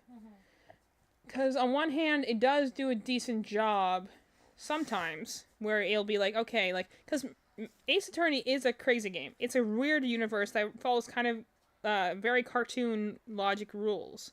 But at the same time, it is aware it follows cartoon logic rules, so it follows them and doesn't break them or doesn't randomly pull something out of left field. Like, they'll have, like, the smoking bullet, like, thing that you have that you won't know the importance of until later, but that thing was always there. You just didn't know it was important until later. Like, the biggest issue I think Danganronpa does is that, like, it will do that without giving you the thing. So you'll be like, okay, this feels like out of left field. This feels really random, or things that, like, you couldn't hypothetically ever come to a conclusion on. Well, that's kind of why I think typically in Danganronpa they're, like, kind of third act case before we have the ending of the game. That case is always really, really good, because you're like, wow, the whole game has been leading up to this. I can't imagine what the ending is going to be, because the whole game has been, leading up to, and then it's like, if that case was the ending, it'll be better, because it never is. It's like, then it comes to some, like you mentioned, some crazy, They have to raise the stakes unsatisfactory somehow. conclusion. Yeah, because like, realistically, if the game would have ended on something like the third case, it would have been like, wow. But since a lot of times the third case is so good, your next end case is so good, your end case, you're like, how are they going to up the stakes from here? And a lot of times they don't. They flip the stakes, and then they go left the stakes, and you're like, oh wait, why did you do that? I think that's actually kind of the mistake the they stakes do. were so good. I think that's actually kind of the mistake that they do, is that they feel like they have to up the stakes. But realistically, when you think of Ace Attorney actually doesn't up the stakes in its finals case. It's more like it's been planting things the whole time, and now we're not necessarily upping the stakes. We're just more like, remember those things in the back of your mind that you never quite got an answer to? We're going to answer them now. Like, it was never like, oh, we're bigger and better sort of thing. It's like, no, this has always been here, just now you're going to have the meaning. Yeah, you just start connecting dots, really. So it's like, I think by trying to make it a big, like, bombastic thing, I'm like, when you think about it, there's actually quite a lot of filler in the final case of the first game. But the reason the final case is so, like, impactful is because it finally is answering a lot of questions that you've been wondering this whole time. Mm-hmm. Like, little things that you've been hearing about Mia or about Edgeworth or about Phoenix or whatever, and all of a sudden you're like, these things were actually always connected, and we just didn't realize why they kept showing up. Because you felt like, oh, this is just random lore, world building, character stuff, and then you're like, wait, these things were actually all connected. But we didn't realize how, and neither did the characters until this point. Because something new shifted that made all the pieces line up. As opposed to, oh, big, new, bombastic thing that changes the status quo. And I guess in some ways it does that too, like as an inciting incident. But I'm like, I think the biggest issue Danganronpa does is that it feels like you said they do something so big in the third case, and they feel like they have to be like, well, you're like, that was amazing, that was impressive. And like, yeah, and we're about to go bigger. And like, wait, but we burned everything down. What else is there left to do? Like, now we're exploding from underneath the ground. And you're like, but then we won't have any foundations left, and it's just going to be like a nuclear holocaust. And they're like, that's the idea. Blow it up. And you're like, okay, well, I don't get that. I don't get it. I don't know why we're doing that. I think they only want... I can't speak for the second game, but the first game I thought did it fine. I still felt it was a little weird in areas, but I guess I was more expecting it because I've seen the other two games, so I kind of was expecting weirdness. Just, you know, the third game is definitely one that's just kind of like, I think you just didn't know what to do here. Or like, you know, the bathos is just so strong that it kind of knocks out the sincerity of anything that the case could have had. The bathos? Yeah. That's when, you know, you have, it's essentially meta humor. Mm-hmm. The MCU does this a lot, where the idea is that you essentially go and try and make a joke about something in order to relieve tension. If you overuse this, though, that means that you come off as very insincere. Yeah. Where you'll go and, like, it's almost like, you know, when you do a fourth wall break, or you have someone be like, you know, there's a big moment, a big fight, everyone's, like, on the, you know, barely standing and bleeding, and then you just have somebody just turn and be to the side and be like, well, that happened. Everyone for chips? I'm hurting right now. Yeah, exactly. And, like, it's a almost fourth wall break. It's a tonal shift. It's a, it can be it's not a bad thing. Like, obviously, you can use it a lot to, like, break the levity of an intense scene, or to, like, you know, just have some, like, you know, meta humor in the beginning was kind of funny because it was, you know, it wasn't too overblown, but I think because of the Marvel movies, it became just kind of overdone. To the point where you're just kind of like, people get a little bit more annoyed with it now. Yeah. And that's the thing I think that, you kind of got too much of in Danganronpa 3. Like I said, there was, like, I hadn't even played the second game, but, and I didn't even watch the first half of the third game. But, like, at the end, I definitely got the vibes of, like, this feels kind of insincere, almost too much like the developers are thumbing their nose at you. Like, they're almost too aware. And, like, it feels insincere. And that's the problem I have. It's, like, bad, like I said, like, you can't ever have a moment of true, like, loss and pain anymore in the MCU, because you always have to have that, and then, like, give it 2 seconds and someone will make a joke about it. Yeah. I remember this being, that, like, when I remember watching Shang-Chi, which I actually thought was a very good movie. I haven't seen that one, but I heard it was really good. It's a very solid, just when it's just sitting there being a kung fu movie, it's very solid. Okay. It's only when it has its Marvel moments that it kind of struggles, in my opinion. Which are things like, okay, where are we going to connect this back into the MCU? We have to connect it back into the Cosmic Forces or the Avengers, or it has to be an MCU movie, so we have to, there's a time when they didn't really do that, or it was so subtle you didn't notice it. That's what made the first batch of Avengers movies so good, is that there was never the idea this was all adding up to a bigger, like, connected universe. It was just like, oh, an interesting plot thread that they didn't pick up, and then when you get to Avengers, like, here, this is our fourth case, and we're actually now pulling all the threads together, like, it was all connected! Whoa! Yeah. But again, that trick doesn't work often. You can't do it repeatedly.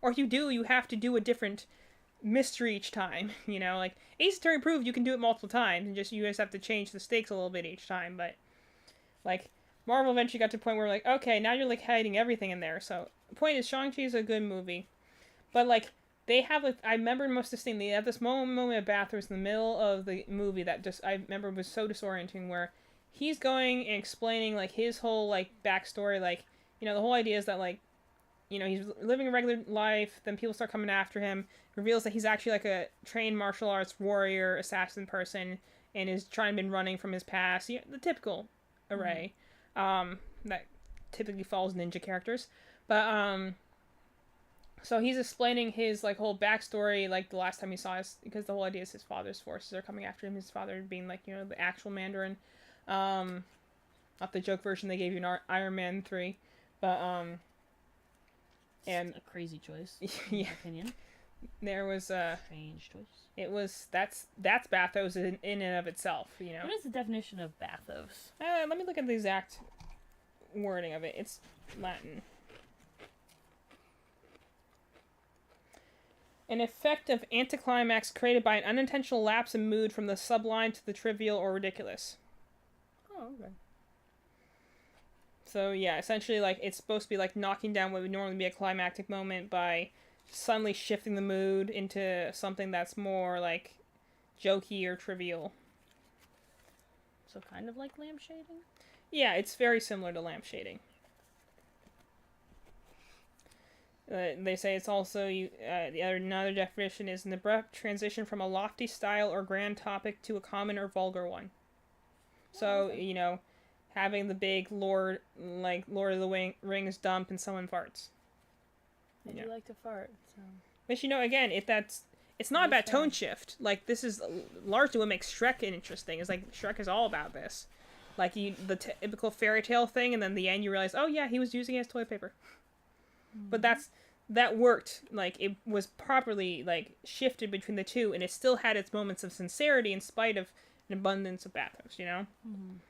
That's the thing. It's like doing it with sincerity is the biggest trick with it. And if you don't, then it can really kill the movement. So what happened in this moment is that they're on a plane. They're heading to go and find his sister because he's like, okay, if my father's going after me, he's going after my sister too. So you gotta go find her. They have to like fly out of the country. And so he's there with his his close friend who's grown up with him most of his life, and he's explaining to her like his whole like backstory, his life story, like how he was trained as a warrior, his life with his mom, And just in the moment where they're having this big emotional moment, like, about his mom's death, and then it's just abruptly stopped by the flight attendant asking them what meal they want. Who was this? Shang-Chi. That sounds so stupid. Yeah. And, there's the long... Sometimes it's okay to settle into those hard feelings, guys. Sometimes it really deepens the story. And so there's just this awkward moment of, like, her asking them what they want to eat, and then getting their order wrong, and then after they finish, he can finish his story and explains, and, they talk a little bit more. But I'm like, that is the thing that I was most, like, I groaned the most at, because I'm like, that's the Marvel right there. That's the MCU humor right there. Mm-hmm. That's what I'm saying. When it's just being a kung fu movie, it's really good. But there are just and those moments are few and far between, thankfully. There's just, like, 2 or 3 of them that I can really bring up off the top of my head. But, so the movie as a whole is good, because it does have a lot of sincerity to it. Mm-hmm. But, like... just those moments that are there are just so much more jarring as a result, because there isn't a lot of them. And that is clearly not the tone this movie's going for. It's going for a more serious, mythical vibe. So when you have those odd little MCU moments, like, because this is MCU's version of humor at this point, like, every movie has to have this. This is what made Thor Love and Thunder so horrible, is that it's full of that. You can't take anything seriously. That was just in general a bad movie. It's just... people like it as a turn-off-your-mind movie... as a don't care about the characters anymore. I've seen a single Marvel movie post Infinity War, or no, Endgame, because I didn't like how they handled Endgame, so I just stopped watching them. Because I thought the time travel was a cheap out, and I just thought the solution of bringing everyone back, I don't know. I thought the way they did it was just cheap, and they should have settled with a different way. Because I was like, well, then go back in time for everyone. Don't let half the world have 5 years worth of trauma. What's the point of bringing when you people bring them back? back, make sure that, like, there's enough resources for all the people you're bringing back. Or something. Like, it just sounded. It was just stupid the way they did it. Time travel is always difficult to sell. Because Yeah, then the I just question thought it always was becomes, why this moment and not another one, you know? Exactly. And no matter how much explanation you give, there's always going to be like, but why not this? That's why most people treat time travel as a Pandora's box, because it really is. It's like using a time skip. Mm-hmm. It's like, you have to be very exact on how this is changing the status quo and why this is the option that you're choosing. Because then otherwise the audience is going to question, be like, well, why? You know? Yeah. The whole time. And you don't want them to do that, because then that breaks them out of their immersion. And then once they lose their suspense of disbelief, they will start disbelieving. As the term says, you know? So it was a good movie all across the way, but there was just that, like, you know, the biggest one, as I remember, is that one moment that they have in the plane where I'm just like, okay, we were in the middle of a big emotional backstory moment, and then there's that bathos of the flight attendant asking them what meal they want, and then screwing up their orders, then leaving, and you're like, okay, that totally broke any momentum the story had. Yeah. Next fight scene. Pretty much. And that was the worst instance they did that, because there were other moments that it does better. The actor, he's pretty good. He's actually, and I didn't know this beforehand, he is the stock image guy. He's in a lot of stock images. Really? Like, he did a lot of, like, photography for stock photos before he was in that movie. Oh, good for him. I was like, that's actually really funny. That is funny. Yes, But if you see me, that's me. I have to dip out for a second. I grabbed the wrong set of eyes when I came in here, so I'm going to go grab my eyes real fast, and I'll be right back. Okay. Malin, your turn to be entertaining. No, I don't want to. Come sit over here for a minute. Oh, my freaking body hurts from curling in that little...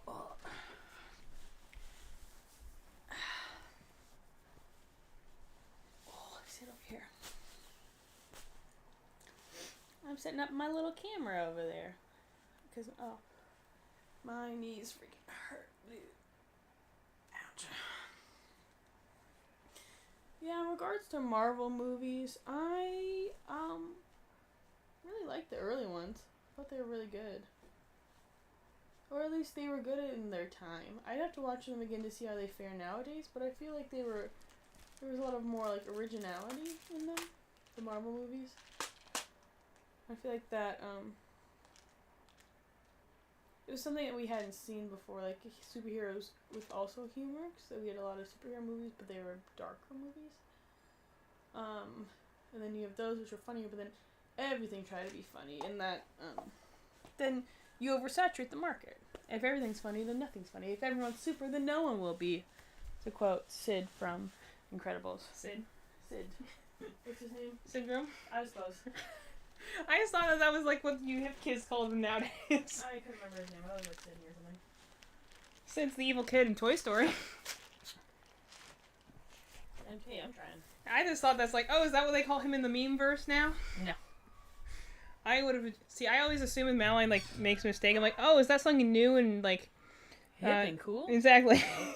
I always assume Madeline will be like, don't know oh, that's... what I'm talking about ever. That's a really clever thing there, Madeline should know. Actually, I had a mistake. I'm like, oh, well, I still thought it was cool. 3 more cards put on my wall. Boom. So I gotta put my nose in my mouth on my little bunny now. This pattern does work up really fast, though. It's very nice.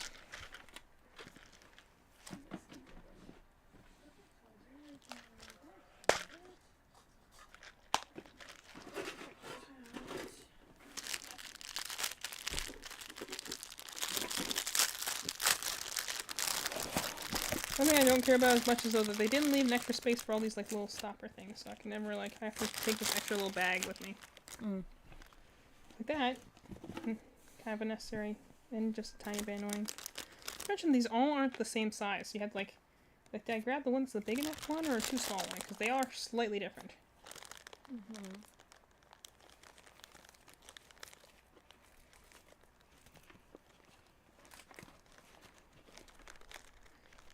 getting the noses on sideways, so I'm like...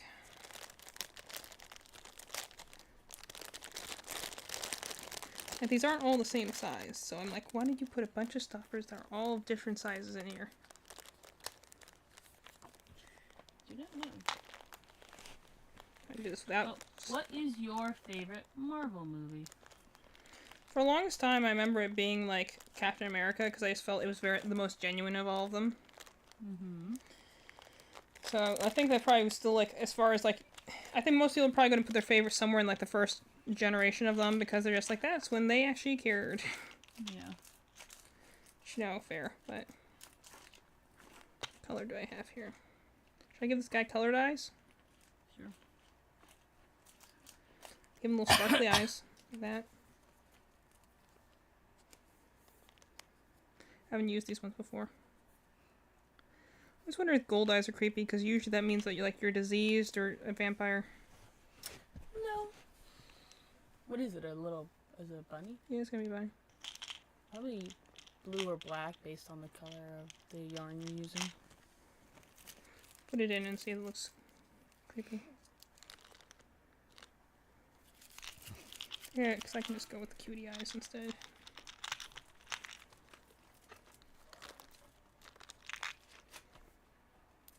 Let's go with the cutie ones. Make it easier. But, I think it's a... Bathos can work, it's just, you have to use it sincerely, and a lot of people don't. Mm-hmm. Because, again, like I said, I think Shrek does this to great effect. Oh, that's a little too low. Just, you have to, you know... Where's that too low? Maybe that's too low.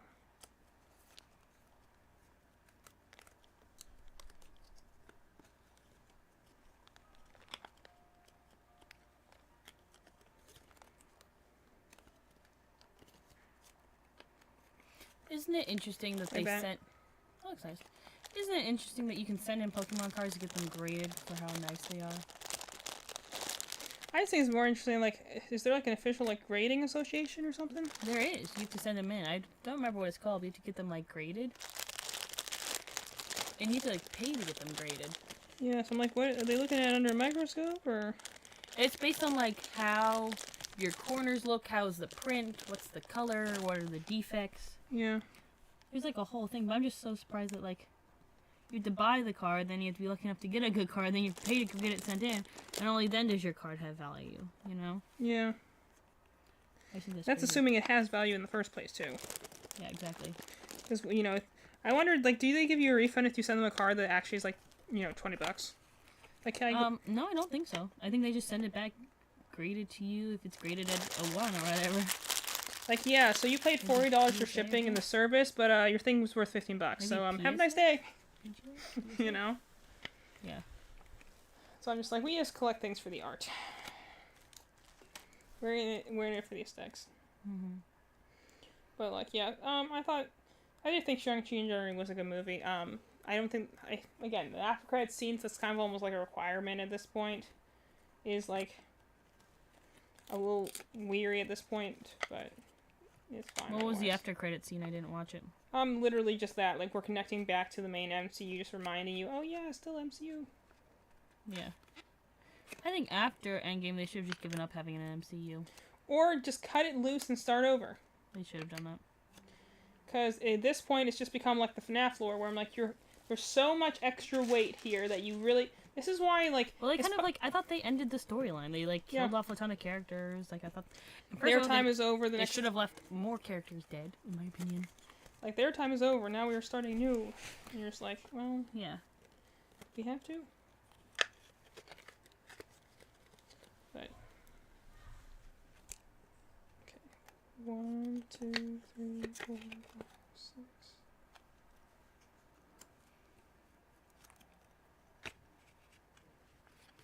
1, 2, 3, 4, 5, 6... Just get more Fire Emblem Cypher cards. 1, 2... Darn it, I put the eyes too far apart again.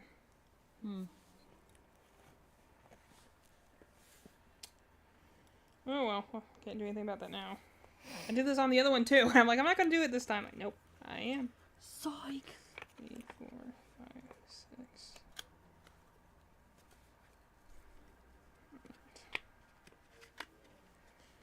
Oh, we're just going to adapt, and it's gonna be fine, because someone's gonna pick it up and be like, oh my gosh, so cute, and I'll be like, thank you.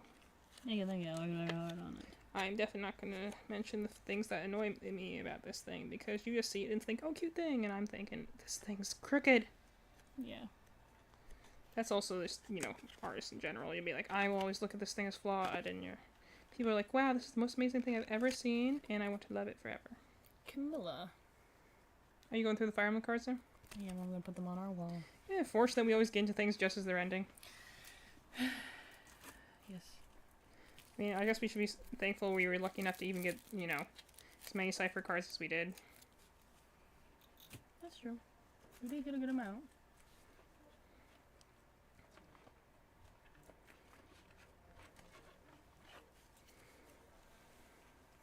Around the eyes is always a pain in the butt.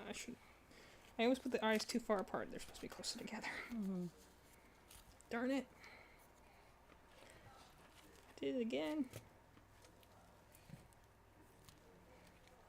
But I'm also almost done because this is the last part of the head. This game just is downstairs. I'm pretty sure I'm hearing going, get a bone. I'm like, what? It's probably, they're probably trying to keep the girls and boys from fighting each other. Yeah. Don't you love it when your kids just want to kill each other? Super fun. 1, 2, 3, 4. Anyways, moral of my story is I was supposed to put my paintings away. And now, I'm putting Fire Emblem Cypher cards and sleeves to put on our wall. Well, I mean, it's still something that need to be done, so I don't see any problem with it.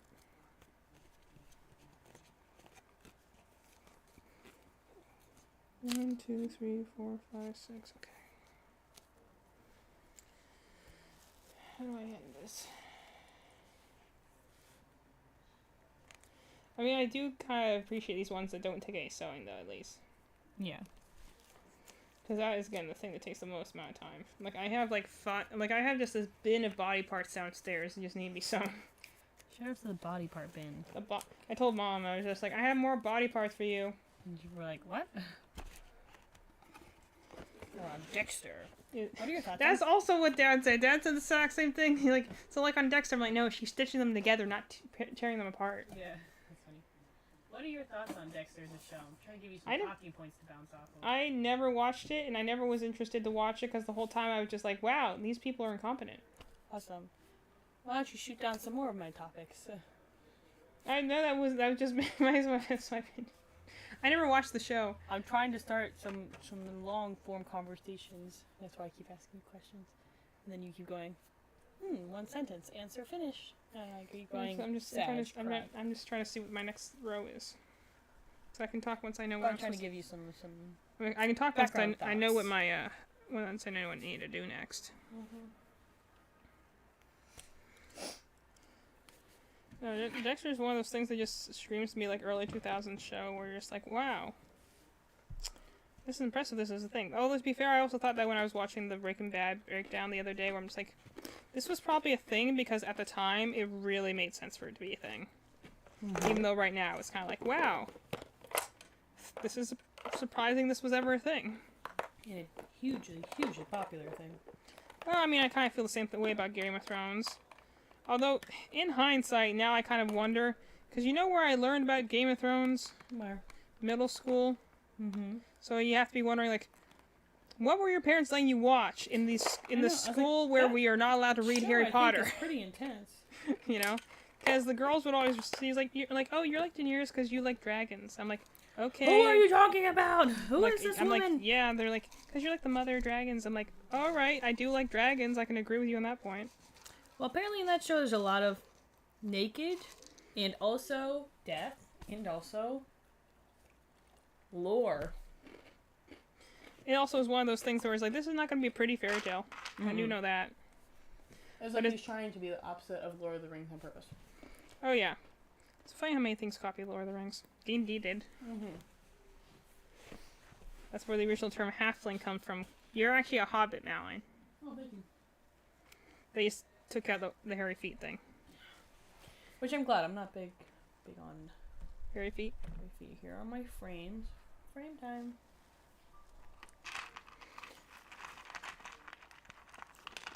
Put these ears on now. I'm always like, did I put these on backwards? But, Game of Thrones is always one of those weird ones because, like, I was told by many people to go and watch it, and I'm just kind of like, Mom said that she was like the same for like Breaking Bad, like all of her friends were telling her to watch it, and I'm kind of just like, why do people like to watch these TV shows that seem to be just to suffer? I don't know. That's why I don't really watch TV anymore, because I used to watch stuff like Supernatural and be like, well, I'm waiting for it to be good. I'm waiting for it to pay off. That's why I Surely it keep watching will the show. soon. I want them to kiss. Oh, they confessed their love and then went to super hell forever? Okay, well. There was no way the writers couldn't have known what they were doing with that. No, they did absolutely know what they were doing. So And that's I why think I fan tapped ba- out like many seasons before then. I think and that was couldn't do as that anything fan else. backlash was deserved. I agree. Most of the time, it'll be like the fans are just being too sensitive. That was one where I'm like, you knew what you were doing. You literally said, "Bear your gaze." What if we literally invent a new layer of hell for them? And I'm like, all right, maybe not the wisest approach. Maybe not my favorite, but Maybe not, you know, it is Good. your choice. at least if you desire to not have your house bombed. But you know, it's a choice, Choice that you get to make. and everyone will say it's wrong. It's not you, 'cause I'm not your mom. But then again, you know, it's also fandom, so they're like, yeah, we're gonna keep writing our gay fanfiction anyway. Did you ever read a lot of gay fanfiction for Supernatural? Or were you not really in the fanfiction spaces yet? I wasn't really in fan fiction. So I know you didn't really. What was? I watched Supernatural when I was in college. This is when I was still being a very closet nerd. And I was like, I can't tell anyone I watch these shows because then they'll think I'm weird. That's because I was getting bullied a lot. So What was? like, There was like one particular fandom that like, I remember we got into, and I'm like, here, look at all these fanfiction sites, and you were just like, yes, give it all to me. Probably most things after I decided it was okay to be lame. I know I can't remember what fandom it was, and I'm just trying to Almost lost my. think about what it would be. But Malin also can just consume fanfiction way faster than I can, and I kind of envy her. I have very low reading comprehension, so I can be really fast and not comprehend. See, Which means I don't necessarily read faster. I can just consume faster. I'm not actually reading a lot of it. If I want to actually comprehend it, it takes me a lot longer to read. that's fair. But I was because I know that was just it was very strong in the fanfiction space. I was just curious. Have you ever actually read any Supernatural fanfiction? Not really, no. I actually did once. There's a lot of, well, at the times, like, I've read more stuff now because they go into a lot of interesting things that the show didn't go to, such as, like, looking at Dean's relationship of, not like, but looking at, like, his relationship of raising his brother, essentially, and Mhm. how does he, as a grown adult, navigate that upbringing. Those, Yep. I think, are much more interesting when they go into the topic of, let me bring my mic I right always- here. I always love a good sibling dynamic, Bring this around over or here. a bad sibling dynamic. Yeah, I like looking into how is he going to heal his trauma and stuff because I thought, you know, it's good to know just, I don't know, for learning for life. I just thought that was something interesting to know how to manage. Yeah. It's like, how we would learn- he realistically, Stories are As how a we person- learn without consequences. yeah, I was like, how would he realistically navigate that? I was like, that's a really complex and intense issue that I have no idea how to justify. And it's something where, and I think a lot of it stems from when I would catch rides with people, they'd talk to me about their lives and I'd, you know, be like, wow, I don't know how, if I was in that issue, how would I solve it kind of thing. So it's kind of one of those things where I just want to know the answer to this question because I was like, really? That's a tough question. It's not one that I could just, like, figure my way out of. So I like Also, to read these things to get other people's opinions. Can we say like how many people make fun of the whole like therapist in a chair talking like laying on a couch talking in a chair to a therapist? We should make more jokes about the captive audience trapped in the passenger seat on a long car ride and how you essentially become road Hey, therapist. I've heard a lot of horrible, horrible things in a car, being like, "Oh my God, that happened to you? Yep, blah blah blah. Hey, we should pause and go back to that. That's insane. In fact, maybe let's not go back to that ever again. Like, what the freak, dude? That's a lot of times my response. Yeah, though. Yeah. Hey, dude, what the heck? What the legit heck? But that's actually what entirely the reason I like fan fiction is exploring those concepts that like the show like not even that the show doesn't delve into, but just it doesn't have time. Like the biggest one I did for a while, I was really reading a lot of fan fiction for Has Been Hotel, and it's not because it was like most of the time when you read fan fiction, at least my theory is that like you're doing it because there's something about the show that you feel is unfulfilled. Yep. So you go to fan fiction to get that. But I don't necessarily mean that in a bad way. I mean that like just there's Has Been Hotel, like in particular, is one I like read a lot of stuff for just because it was like it has 8 episodes. It doesn't have time to do stuff. So reading a fic about like, oh, what happened those 6 months before Charlie called her dad? How are the Has Been Hotel residents getting to know each other because they're all crazy and messed up? Like that's cool because legitimately the show does not have time to do that. They have to just be like, sorry, we gotta keep moving, and you're like, yeah, I know. Like a lot of people like because I'm not gonna say there's not pacing issues because there is, but also it's kind of like when people are like, yeah, this thing wasn't well paced. I'm like, it's not really the writer's fault though. They had 8 episodes and they had a lot to get through, so they did the best they could. But they also are like, yeah, we have 8 episodes to make an impression and hopefully get a season 2 that may have 10 episodes even. So they're like, yeah, we have to make the biggest impression we can. So it had 8 episodes to do stuff, and they're like, you know, some people are like, man, it moves too fast sometimes. Like, yeah, I know, but kind of had to.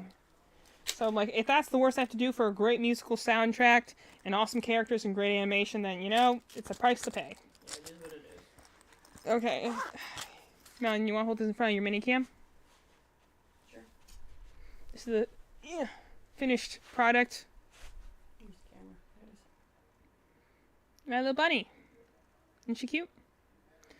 I was using this yarn to make a different pattern, and I don't know, I felt like I was working on it and making tiny. Why don't you make more mochi bunnies? Because I really like this. I can make a mochi bunny out of this. Essentially, I was just like, this stuff is soft, but also it's the skin is just coming apart. So I'm kind of like, how can I use this up? Yeah, make a mochi bunny. I really like this. But anyway, so this is my things because everyone keeps saying like you should make tiny things for people to get. I'm like, I know, but tiny things are usually not as much fun. This pattern is fun though. I enjoy this pattern, but like most of the time when they're talking about the little tiny things like making leggy frogs, I'm like, I can do it. It wasn't hard, but I don't particularly be like, oh, what fun. I'm like, it's a frog. Yeah. Everyone sells them. It's not going to be anything that's going to be people like, oh, I need this. I'm like, yeah, I literally Mally bought a leggy frog a long time ago, and now I can make her that in like any color she desired. Yep. So it's kind of like, I'm not making something I know everyone's going to have. I'm not that kind of crochet person. I only make high-end quality products. I only make really niche things. Exactly. That way I can charge more for it. Well, that's the thing that I have been, candid camera. I've definitely been You can tell it's with, candid because she turned towards the camera. Is especially when it comes to our market stuff. Whenever I ask people about our things or look at what stuff gets the most interest, it is always Evie's crochet stuff. Which is, crochet is a very difficult skill, so I get why. It's a very difficult... I mean, Should I make a smaller hook to make it tinier than the one I have downstairs? Yes, just a little bit. Okay. It's a skill that I couldn't easily pick up, so counting and learning things. That sounds really hard. And I'm a teacher, so that's a lot for me. But, when I'm asking, feedback for it, it's always like, well, I really want to buy this, this, and this that Evie makes, or... oh, do you have any more of this thing that Evie makes? I'm like, this thing wouldn't be too no, small. I don't, but I have literally all of my products. Would you like any? And they're like, no, I just want crochet. And I'm like, tear, sad, cry. So that's definitely something I've been kind of working through, being like, this kind of, it bums me out and it slows down my production because I'm like, well, I don't need to make anything because everyone just wants to use crochet stuff. It's okay. But I'm still... I enjoy your stuff, Melanie. Slugging along. Because I asked my little sister the other day, hey, give me some inspiration. I'm kind of in a rut here. What would you like from my things? Like a glass painting or some jewelry? What would you like? And she goes, well, my friend Kaylee and I would really like some of Evie's stuff. And I was like, not the question I asked. I asked, what can I make for you? Yeah, although that's also our sister just yeah, being and she's kind like, of... oh, well, we really wanted some She's of a Evie's blonde. stuff. And I was like, Olivia, please. Because she's got all these cute prints all over her room that she printed out from, like, Pinterest and stuff. And I was like, oh, I can paint you some of those so you can put them in frames, because she also likes to have a lot of decorative frames in her room. And I was like, oh, I can paint you some of those prints. She's like, no, I already have them printed out.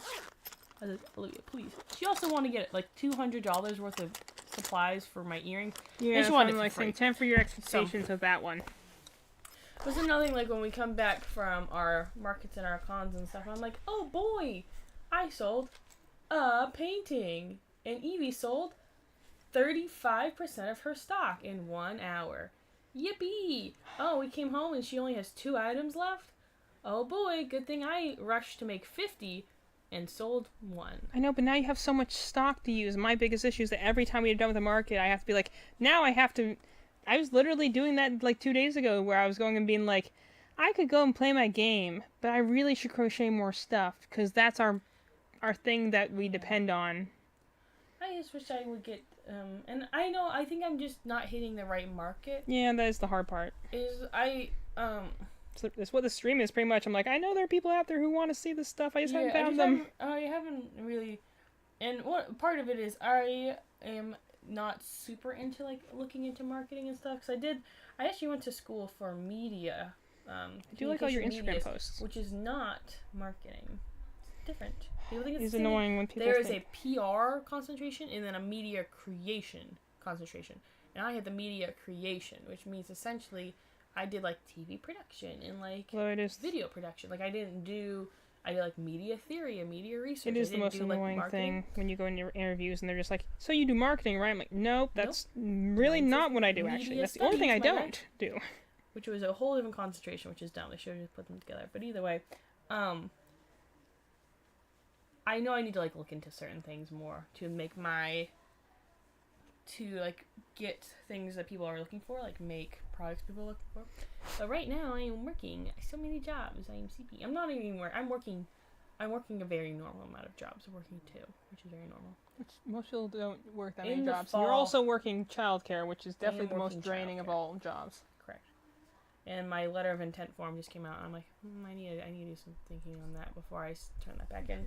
Gotta figure out what that vibe is. But so that's why I just finished a painting I did for me, and I was like, I should do this. But even then, I finished it, and it's like some pieces of this certain color. I can't figure out which one. I'm trying to find it. And I don't know why they've been cracking. So let me get the painting. I can show you what I mean. So I just finished this on for Persona 5 painting, and, like, it might be hard to see because it's so dark over here. But the white in her face cracked, and the red of her outfit cracked, and then the pink in her outfit bubbled, which really bothers me. So, like, up here, there's bubbling in the pink, and then when it's not backed with this, when it'll be backed with the other people, you'll be able to see it better. But there's cracking in the red and cracking in, like, the white of her face. And I was like, what the heck? And it bled through her eyebrow a little bit. So I'm like, oh. It doesn't look bad. It's just, little things that bother me. Because I'm like, I've been doing this for so long. I should be, like, professional, dude. No, but the time there doesn't equate that way, unfortunately. It's also like through this line like starting a business. Is that, like, realistically, before you're successful, you have to be at it for 3 years. I'm like, why? Because I can show you what it looks like without the backing in. I just put it in this frame today. Because I haven't cleaned it and backed it yet. This one, when I clean and back it, then it'll go on our shelf downstairs. So I was like, so here's the back. And you can see a little bit better here. Like, all the lumps in it. I don't know why. I have to figure out why. I don't know if it's, like, my paint application, or it could be too dry in here, which is very realistic, or I might have put in too much paint too fast. So it's like, it cracked really bad in the red, and it cracked on the white of her face. So it's like, there's what it looks like from the back. And sometimes I can't get the colors quite correct. And here's her from the front. I was like, it just... Well, I'll tell you, even looking at it on this cam, I'm like, I can't really see what it is. I guess I'm just kind of in a dumper mood. Because when I go to, It is a dumpy day. well, it's just kind of, how it is. Seasonal depression, all that. jazz. I feel like a lot of That's people why I have been didn't go rocking and that pretty shower hard this week. immediately. I'm like, I'm gonna work on some crochet because I feel sad and I Well, want to be that's why sad in the shower. And that's why I was like, that's why I'm cleaning, so I can paint and just do something that feels productive. Because when I go into my little sister's room, she has some in there, and she doesn't normally paint in color. She lines in black and white, and her lining is so precise and so crisp, and it's so fine and intricate and highly detailed. I was like, there is literally no way in the world, even with all the skill I've gotten in these past couple of years of doing painting, that I could ever do something like that. And I'm like, and she just doesn't practice and just kind of whips it out. And I'm like, Yeah, that's kind of the annoying thing about why her. even try? It's okay. That's how I feel about her too. So I was like, that's never. And then yesterday, she went to go get her hair cut, and she cut it. It was long, and she cut it short. And she walked out of the hairstylist place, and she walks out with the haircut I normally get. She walks out with my haircut. I was like, you went in, and you got my haircut that I get. Yeah, make sure she's not trying to kill you. I guess the joke is that we always joke that she is always copying me and stealing my stuff, because it's just a very typical little sister thing, because I'm her big sister. I'm her big sister too. And, She never wants to be like she, me. Well, the funny thing is, she is much more like Evie. They're very similar. And in she's regards always to, so they're mean. very academic and serious, and she's nervous. But she'll and go that to kind of me stuff. and she'll look at like, ew. I'm like, why? I'm literally what you And are. I am like 100% the opposite of that. We are not alike in most ways. Because she wants you to be. she's, she gets overwhelmed very easily. She can't. C's get degrees. You know what I'm saying? I was not getting the highest grades in college. And she's like, I might get a B in my incredibly difficult, super hard class. And I was like, I dropped out of my super hard class after I failed You're bolder than I the am. exam. And then I was like, bye, I'm quitting this major, and then I changed majors. Yeah, your counselor was not the best. Yeah, I was like, oh, I'm doing You great either at get a that. helpful counselor in college or they're Bad counselor. actively kneecapping you. But it was like she walked out, and then my dad was talking about, because we went to get dinner afterwards, and my dad was talking about home. He's like, it looked nice on you, but it looks really nice on her. I was like, how can you say that? Because I was trying to make the joke and be like, haha, we're always talking about how she copies all my stuff. She walks out with my haircut. I was like, oh, I can't have anything original. And he's like, it looks really good on her, though. I was like, okay, well, I literally got my haircut 2 days ago, and you didn't even notice, so thanks, Dad. And then I didn't like how she cut my hair, so I cut it over the sink myself, and I cut my own bangs. Bang reveal. Cut them myself with a facial razor. And Olivia was like, they don't look that bad. I was like, okay.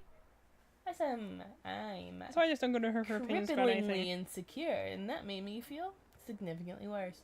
And I did tell it to my dad. I was like, Dad, please. And he's like, what do you want me to say? I was like, I want you to say, Madeline, you look so amazing, and Olivia was copying you. Isn't that so annoying? She always copies you all the time.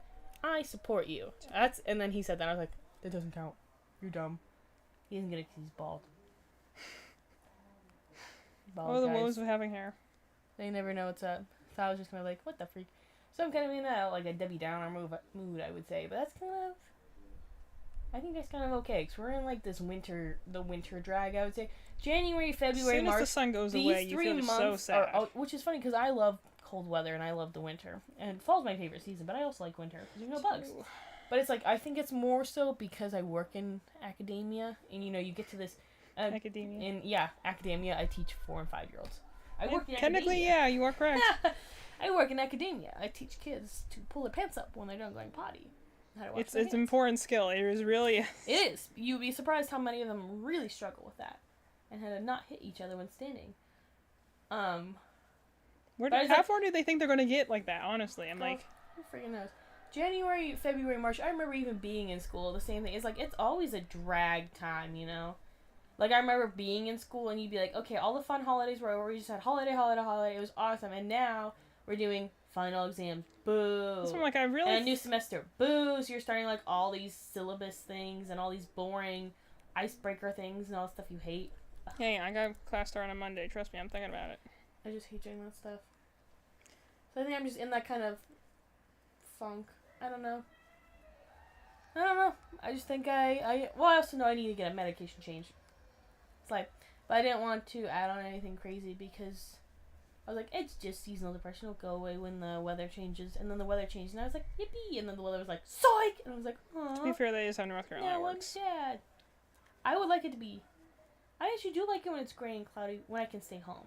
But it's been gray and cloudy, and I've had to go to work. And I was like, boo! This sucks. Which I like to complain, but my job's fun. I do like my job. I like working with kids. I like teaching kids.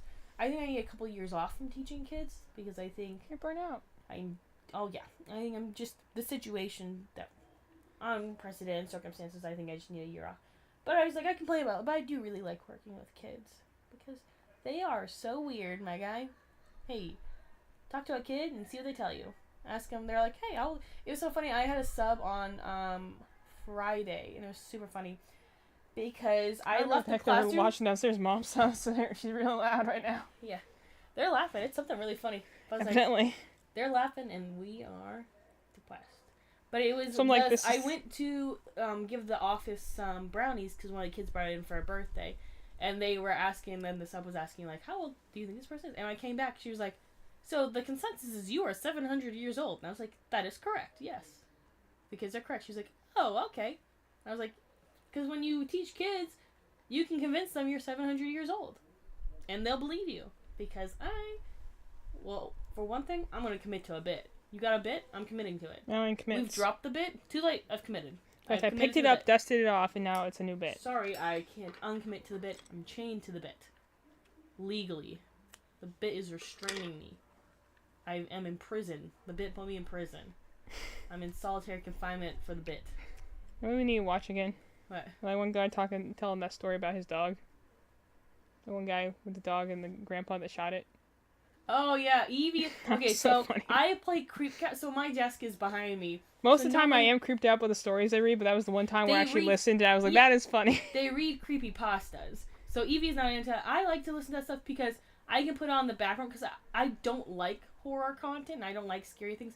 So I don't really listen. It's just like voice in the background. It's something I have to See, focus it's a on. larger reading comprehension. It just kneecaps me. Yeah, I have very poor reading in regards to reading comprehension because that just goes along with ADHD. But I also struggle a lot of times with auditory things like discerning words that people are saying when they're using language versus reading, or seeing visually. I'm best visually, you know what I'm saying? So People are using Hey. language and words. shut up, or I'm gonna throw things at you. It's because I was trying to watch what you were doing. So I was like, that's why a lot of times Evie doesn't make eye contact because she has autism. I don't make eye contact because I gotta think. I'm like, duh. That's why we poop didn't- fart, poop That's why Mom fart. didn't notice for years, because she's like, God, neither of them look at anything. What's so weird about that? Yeah. Because I need to do it because I need to think about what I'm saying a lot of times. That's fair. Oh.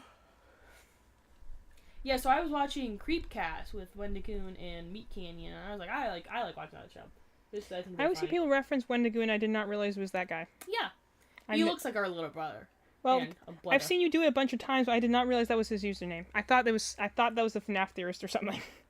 No, that's fair. And, so I was watching a highlights reel, and she was, like, giggling at that one. It was really funny. Because it was funny, because the fact that you literally just like that, literally. That, Backfired on me immediately! Yeah, that feels like a moment we would have on stream where we were just like talking about something like, that went so south, and I don't even know how. Yeah, it's not everyone's cup of tea, but I think it's really funny, and I enjoy it. It was funny.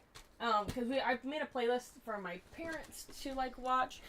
And the funny thing is, my dad was like, oh, he just talks forever and ever and ever. I was like, that's the point, Dad. It's an hour-long, long-form That's media. the undiagnosed That's why it's called ADHD. long-form media, my guy. Which is funny, because then again, I'm instead of watching our stream, he's watching like, here, did you notice these bloopers and gags in 60s TV? And he can watch this that for TV 40 show minutes. from 85 years ago? Did you Honestly. notice? And you're like, okay, well, thanks, Dad, for watching that. Very cool, very cool. I don't mind who's watching that, This but I was cool like, frame. here, hint, hint, nudge, nudge, we're streaming. Hang out with us. And they're just like, what if we not? What if we did not that? Like, you're supposed to support me, you're my And parents. here's a cool frame. This one I want to put a Fire Emblem picture in. That'd be cool. So I'm saving this one for a Fire Emblem. You're gonna paint it. I have one person that I like to get prints from. And this one matches the other ones we already have in our room. So I decided to get it. I got some cool like gold looking ones. Load in my frames, baby. That reminds me, This one looks kind of Probably- cool. we got D&D next weekend. I probably should plan for that. Probably. Because you guys actually went through a whole like thing, and now you're going back. You aren't going to go into fight like immediately. So I feel like that fight, when we get to it, is going to be like a whole thing on its own. Because again, it takes you guys forever to fight anything. That's right. So I'm like, I it's don't work fast.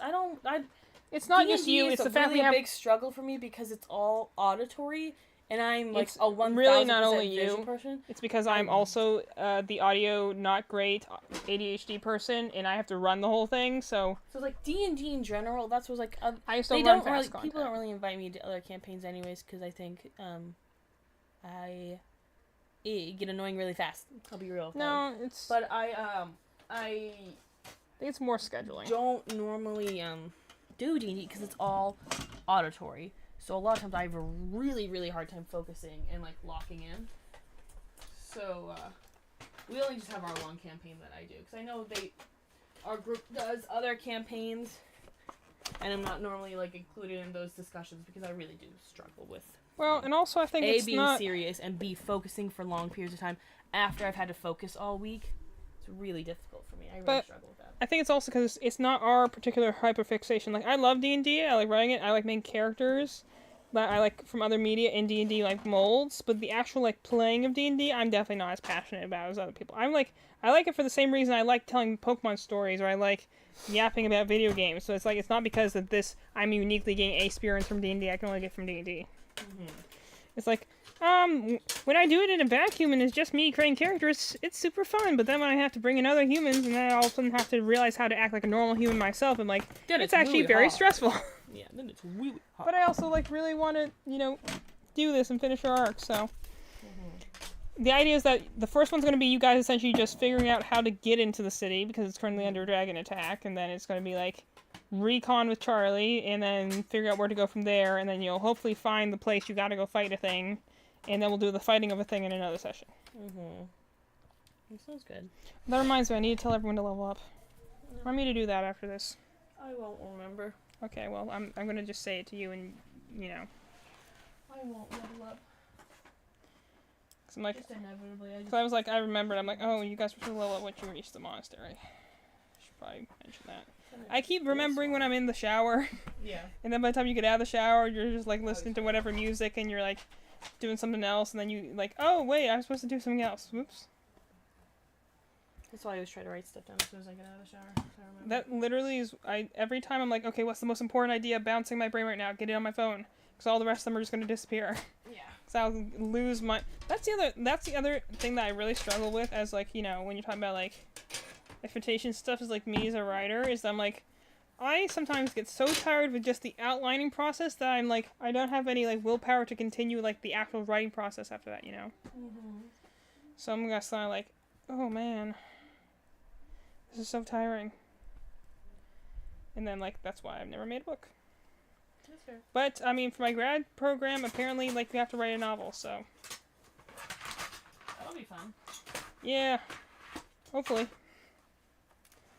Or, it'd be terrifying. We'll figure it out. Yeah, either way. My biggest thing is that I've always been kind of a short form writer because, again, attention deficit things. So I'm like, I only can hold on to an idea for so long. That's why I consume fan fiction so much. Just because I'm like, I don't have to commit to this for any longer than I absolutely need to. I did read one book series, and even can tell you, it's like I was sucked into a portal, dude. It was. That's the thing. I love reading, but I will get so focused on it, I cannot think about anything for the rest of the day. All I can think about all day, every day, is reading that book and getting there and reading that thing. And it's the same way with fan fiction. That's why I actually don't read a ton of it, because I will sit there and I was like, I will rush through work to get home and read it. I was like, I will just not be an effective member of society because all I can think about is this one thing, That was me with that book. I think I was sick or something where I, like, guzzled that thing. 8 books, dude. Yeah. Chow down. I think it was sickness. And those are, like, novels, Mm-hmm. I was reading. There we go. Trying to do this so I can, like, see the sizes a little bit easier. I don't really want them, like, hanging out like 1, that. 2, 3, 4, 5, 6. Seal. 1, 2, 3, 4, 5. Leave that too far. Okay, Get hoping my I did frames this together, right. baby. This is us just using the internet as a body double, essentially. It's literally, that's why I started crochet streaming, was just so it'd be like, well, then I can't go and like just watch videos all day. I have to force myself to work. Mm-hmm. The problem is I work best when I have a video on. Yeah, I thought so. Well, that's the thing, is that like, I don't do it terribly much, but I'm like, it's when I'm like, I gotta work on something right now. I need to feel productive, so I'll do that. But honestly, like the last few times I've like, I just sat in my room and just like, I am going to enjoy sitting down and watching this video. Like I said, I got through the Poppy Playtime Chapter 4 video. I do want to watch those. I have not seen those yet. It's getting intense, bro, let me tell you. Yeah, I'm excited to Although it's see. funny when you're like watching details and watching I watched Superhero Bro play, and there's like this one puzzle that he's like, how am I supposed to survive this? And like it literally says, close the doors to stop the enemies from getting in. They're like, how are they all attacking me? I'm just like, did you The not doors are all open. I thought that's what they said to do. No, but like he didn't even realize you could close them, because I guess he just didn't see the prompt, but it was also really large. Like I get when it's like a tiny text box, but it was actually a pretty big text box. Yeah. I was like, bro, did you just not see it? He's like, how am I supposed to survive? And you're just like, I gotta hold your hand when I say this, buddy. Well, and then there's this other thing where he's like theorizing about this one character, and he's like, oh man, this sucks for him. He has this issue. I'm like, they've given multiple hints that this thing has this issue, and you've not picked up on that yet? Yeah. Like, it was like he's like, oh wow, big reveal. I'm like, it was really obvious. Like, it was really obvious. There was no twist actually there at all, and the fact that you're like, oh my gosh, this actually happened. I'm like, well, it was heavily telegraphed. They were not being subtle. So I'm like, when he goes back and does the lore video, when like he'll go back and find all like the pieces and play through it again, then he'll watch his things and be like, okay, so admittedly, I missed this the first time. Yeah, I'm a dunce. But like I was like going through it the first time, being like, it's funny how people in the moment will be like, oh, that's where that is. Yeah. I always think it's funny. Which, I mean, we'd probably do the same thing. We played horror games, because, like, Madeline found when she was playing FNAF the one time, watching horror games and playing horror games is a very different experience. I also find it funny to go back and watch that recording, just because you're playing and freaking out, and I'm just sitting in the corner crocheting. Truly the oldest of old people. Yeah, I'm just like, we're gonna revisit this game in, like, 10 years when, like, we're having the video games plugged into our brains. Nice. And I'll still be crocheting, you'll still be playing FNAF. It'll be a great time, my guy. Because trust me, the way you kind of feel about your paintings is honestly the way I feel about streaming sometimes, where I'm just like, what's the point? Yeah, well, especially when, again, there's this time when, like you said, I try and just keep it in mind that, like, yeah, people are busy right now. So, it's natural, but also there's sometimes where I'm just going to be like, where is everyone? I know there's millions of people on the internet at any given moment. Where are they? I can't get two? Yeah. Yeah. Exactly, and I think that's a lot of that is also, it's just that part of the year. That part of the year, the right time to have imposter syndrome and all that. Yeah, it's like everything currently is just a slog, and it's not really anything we can do. It's just kind of, that's where we're at. There's a lot of stuff we can do, but it's also looking at realistically, like, well, based on our current life situation, what can we actually do? Mm-hmm. Going from there. I'm trying to do like Jacksepticeye did, who's kind of like my like idol right now, and being like, let's talk about mental health. Yeah. So every time I'm on, why I'm freaking sad. Well, most of the time mine is just being like, man, looking back and trying to unpack my emotional, like, friendship traumas of, like, I just didn't get people, and it should have been obvious from the start. But it wasn't, and now I'm just trying to unpack that.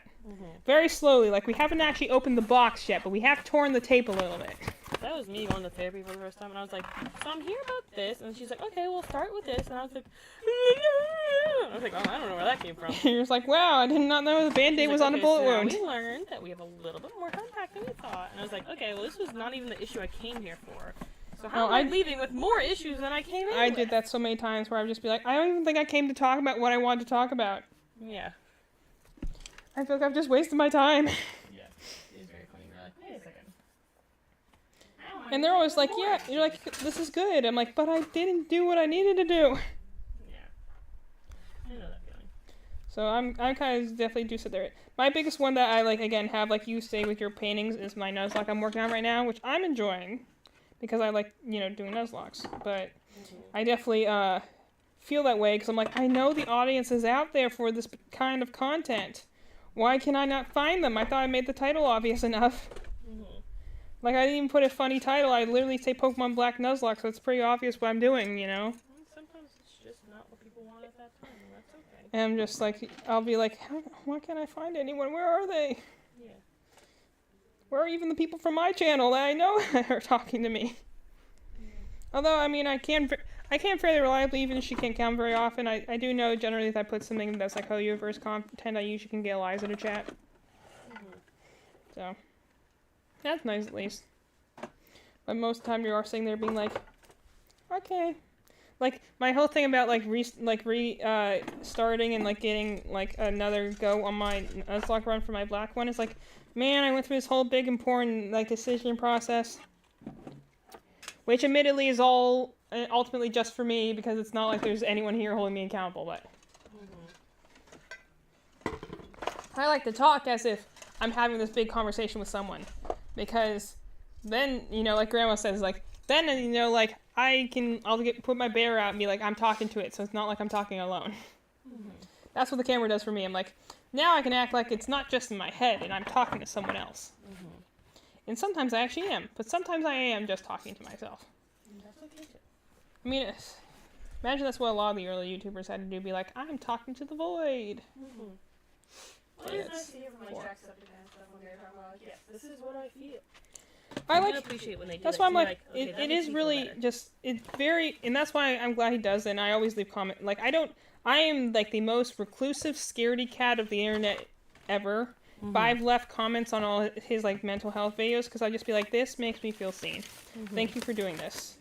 Thank you for talking about how you are depressed and burnt out and having struggles, because then me, who is trying to literally get any sort of feedback on my content, makes it feel like it's okay to struggle. Because even one of the most popular and, like, influential YouTubers in, like, the gaming sphere also struggles. And that makes me feel Not better. alone, you know? Yeah. Sometimes just you know that you're not shouting out into the darkness, you know? It's a nice feeling. It is. So that's why I'm like, he's been definitely like my like favorite YouTuber in the last year just because of that factor. I'm just like, I like that he's trying to open the sphere up. He's like, I have this power in this audience, let me try and open it up for betterment of other people. Which is nice. It is. It really is. I'm not saying that like any of the other major YouTubers not doing that is a bad thing. Like they all have their different things they're doing now. Especially the old guard is like they are all on He's to just one bigger that we've things been now. following for a long time, so So for like, us, personally, it feels nice. but like I really like the ones that are going to do that. And like I've said, I've always wanted to make more YouTube content. But kind of like you feel with your shop, I just need time to go and sit down and just like relearn Premiere and figure out how to edit. And it's such a big time thing that I just don't do it because it's like. It seems like such a huge task. I just feel like I don't have time to sit in and really do it the way I want to do it. So I just don't do it. Like, here I am getting ready to, you know, potentially do a, like, reaction video to my, like, Star Rail trailers, and I still haven't even edited the one for my Genshin one. And I'm just like, you know, I feel like even though I hypothetically do have free time, you know, I don't work that many hours, I'm like, sometimes like I sit here and be like, I really should work on that because I want to do that and I would like to. I feel like I could have fulfillment in doing that, but then like I'm also like, but I don't feel like I have enough time to really get into it, so I just don't. That's also kind of the ADHD thing too, is that your ADHD is like, give me satisfaction now, so it means any complicated process that has a chance of failure, your brain's like, nope, we're not going over there. We're going to do that thing we've done 15 times because we know how to do that, and even if we do it poorly, we have predictability in the event. Why do you think I'm reorganizing my stuff right now? So making something new. Hey, mental health in action. Getting a good view of the like little Jack and Skelly on your pants right there. Yeah, it's for you. I got Kit for like the night before characters downstairs. I tried it twice and then my brain's just like, nope, you don't know the words. I'm like, you know who I'm talking about. Girl, she's not gonna get there. Let me help. Like, you know what I'm trying to say. Yeah. I just can't say it right now. I heard you going for it at least. Okay. I'm like, I want to do this at some point. I don't generally work with 4-weight yarns just because they're scratchy. Okay.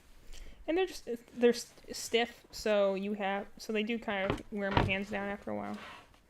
But I do them from time to time, like, you know, I do it for those potion bottles I make, which, you know, that's another thing that, like, kind of I make and I, like, expect to sell, and that's the one thing that doesn't really move a whole lot is those potion bottles.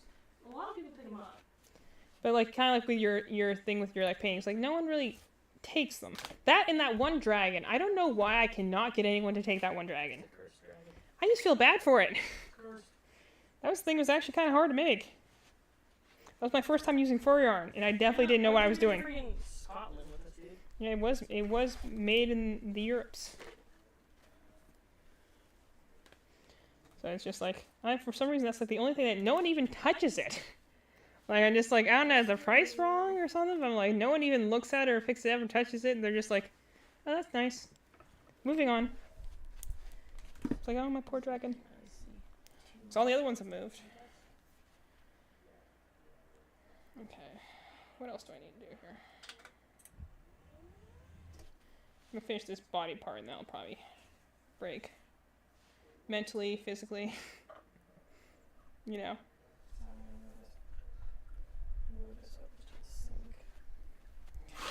I hate when I have a tiny screen, it doesn't always skip forward like I want it to.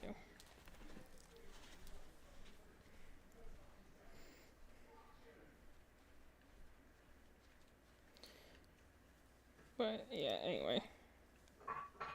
So, I just, you know, I like to just kind of try and keep it real. That's why I'm just kind of like, I think someone did praise me one time for that when we were on, like, you know, chatting and stuff like that. And saying, like, yeah, I like that you're pretty honest about stuff. I'm like, well, I only really know how to do me. So if I'm ever not being honest about something, it's me masking. I'm being possessed by a demon. That was literally what I talked about for, like, the majority of the time I was, like, you were out during the playground. Was me talking about, like, how, like, it kind of was sad, but, you know, kind of also I felt a little catharsis of unpacking the fact, like, how much I masked, actually, around my friends in college. And, like, people who I, like, you know, do really much trust, is, like, largely, like, you know, DJ and Chris, but some other people, too. And being, like, because I came to be like, hey, I can trust these people and be myself around them. And then after doing that a couple times and getting negative reactions, I'm like, never mind. I actually need a translucent mask that lets a little bit of me through, but mostly still keeps it into a tolerable level for other people. Which is always kind of a sad thing to do sometimes, is that you'll be like, it was largely in the days of like when we react to RWBY and Steven Universe and stuff like that. And I acknowledge I am sometimes a lot to take. I get really excited about things, especially at that point in time when there are things I'm really like passionate about. And I know I'm a lot to take sometimes, so I kind of get, I wasn't like anything I resented for, but... I'm allowed to take all the time. But that's the thing, people then expect it. It's like a character that constantly loses their temper, you at least expect them to do it. Then it just means no one goes around them because they are always expected. No, but I'm like, So it's... you don't even have anyone to mask around because everyone is lazy. No, but that's like the reason, like in Danganronpa 1, I trusted Byakuya more than Kyoko, because I'm like, at least he's being outright a jerk to me, and I know that's where he stands. I don't know where she stands at all. She's nice one moment, then she's just throwing me to the dogs the next. I don't know which one I'm going to have in a moment and in this death game. I trust the guy who at least says he hates me to my face. Than the girl who says, like, you're important, but also, ignore this knife I have behind my back. And you're like, Also, especially because you do feel sometimes in that game, there's like, and again, it's not a bad character thing. I think it actually totally works for the character. But like, at least with Makoto in particular. But like, I usually do like moments where you definitely feel like he's like letting things slide because she's a girl. Oh yeah, because he's got a big fat crush on her, baby. Which I don't think is a bad writing thing, because like, yep, that makes sense. He is a teenage boy, you know. Like, of course he's gonna trust the good-looking girl who's nice to him. He did this. That's literally what gets him in trouble in the first case, you know. So it is good foreshadowing in that regards of like why he trusts Kyoko, is because like, well, I mean, you see with what is it, Sayaka in the first case, like he trusts people that seem nice to him and they're girls. Exactly. But I'm like, I think that was the funniest thing that we got out of our second playthrough, is the whole time when the both of us are playing through and you're just like, actually, looking at this a second time, Kyoko's very sus. I know. I was like, I don't know why I trusted her so implicitly to the first playthrough. Because you're relating to Makoto, which is actually what the game wants you to do. To see it through his eyes, where he's like, well, she seems nice, so I'll trust her. When really she does so many suspicious things that you're just like, I don't think we should let this slide, because we wouldn't let other characters do that. Like, you wouldn't let Byakuya get away with that, or even Toko or any of the other people get away with that. but because it's Kyoko, then you're like, well, it's okay. She's cool and mysterious with gloves and stuff.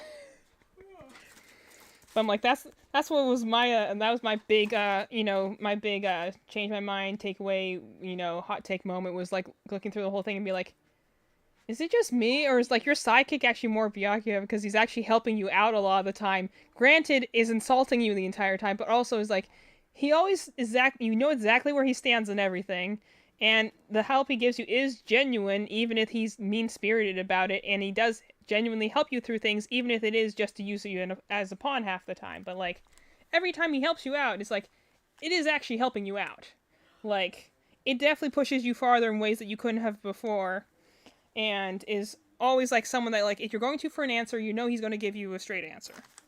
And I'm just like, it's kind of weird, because then when you look back on it, you're like, actually, he's kind of more like the partner character.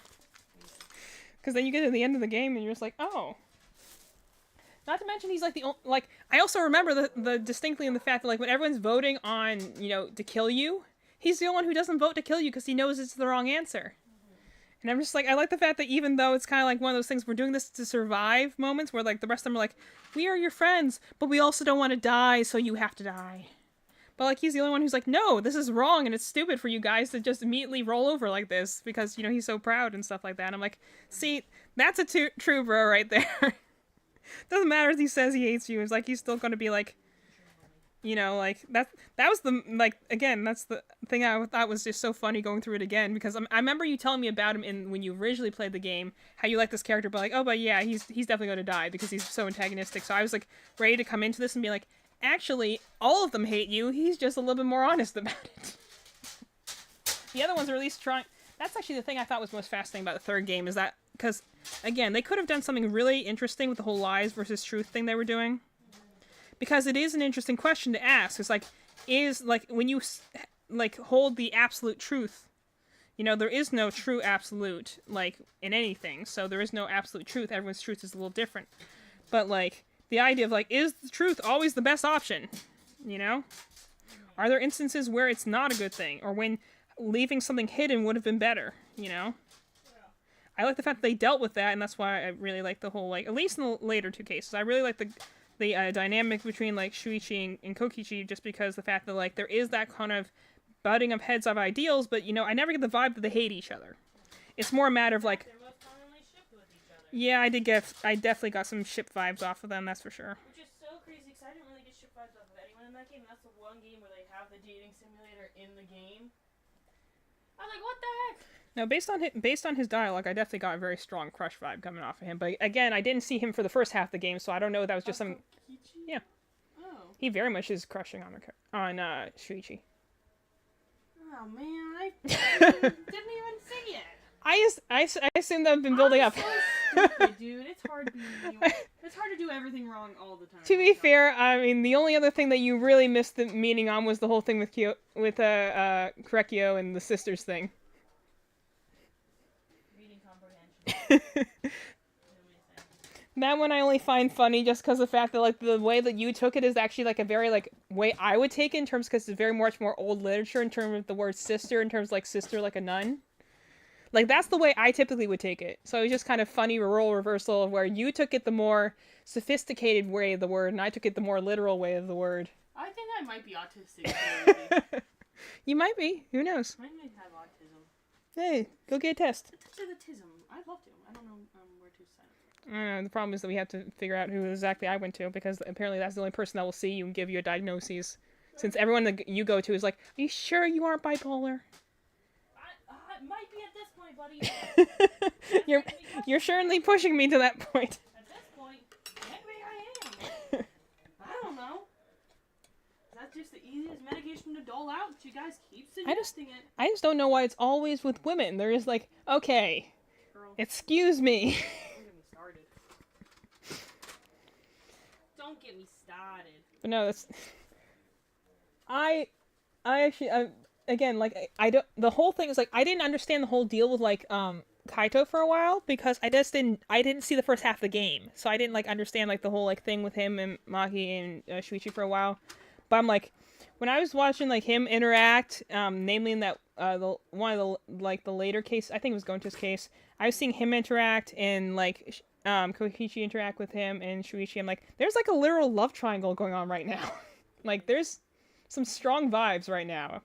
But again, that was just me, not with any context of the characters, knowing how they act normally. That was just what I was thinking, coming in blind to go into his case. Which I would love to know, because you never see ships. That's normally my thing. Yeah, there was just... I mean, I guess you could also say just because Kokichi's very lonely, but, like, it was definitely very strong vibes of just, like... How could I miss that? Oh, this is only supposed to be 4? Kokichi. Oh, I made I 3. feel like I did just such a disservice to him. That was just my... Well, now we have more reason to go back and play the second game so we can replay the third game, because I'm like, I need that's... to watch the anime, too. Yeah, we do have to watch the anime, too. But I'm like, that was just my interpretation when I was watching it. It was very strong, like... I'm your number one fan, you know, notice me. Senpai. Yeah, exactly. That was... And also, I just, again, I assume because he had the whole... Kaito had the whole nickname for Maki, who's his romantic interest, and Kokichi has the nickname for Shuichi. I figured that was paralleling. What was his nickname for Shuichi? Shumai. Because Maki's called Maki roll by Kaito, which is a food, and he calls Shuichi Shumai, which is a food. It's supposed to be paralleling the two. They have a dating simulator in the game. I assumed it was supposed to be like paralleling, like, oh, well, here was this obvious romance with Maki and Kaito, and then... Most likely it could have been. Hey, I know the characters are not, the creator is not afraid of gay stuff, dude.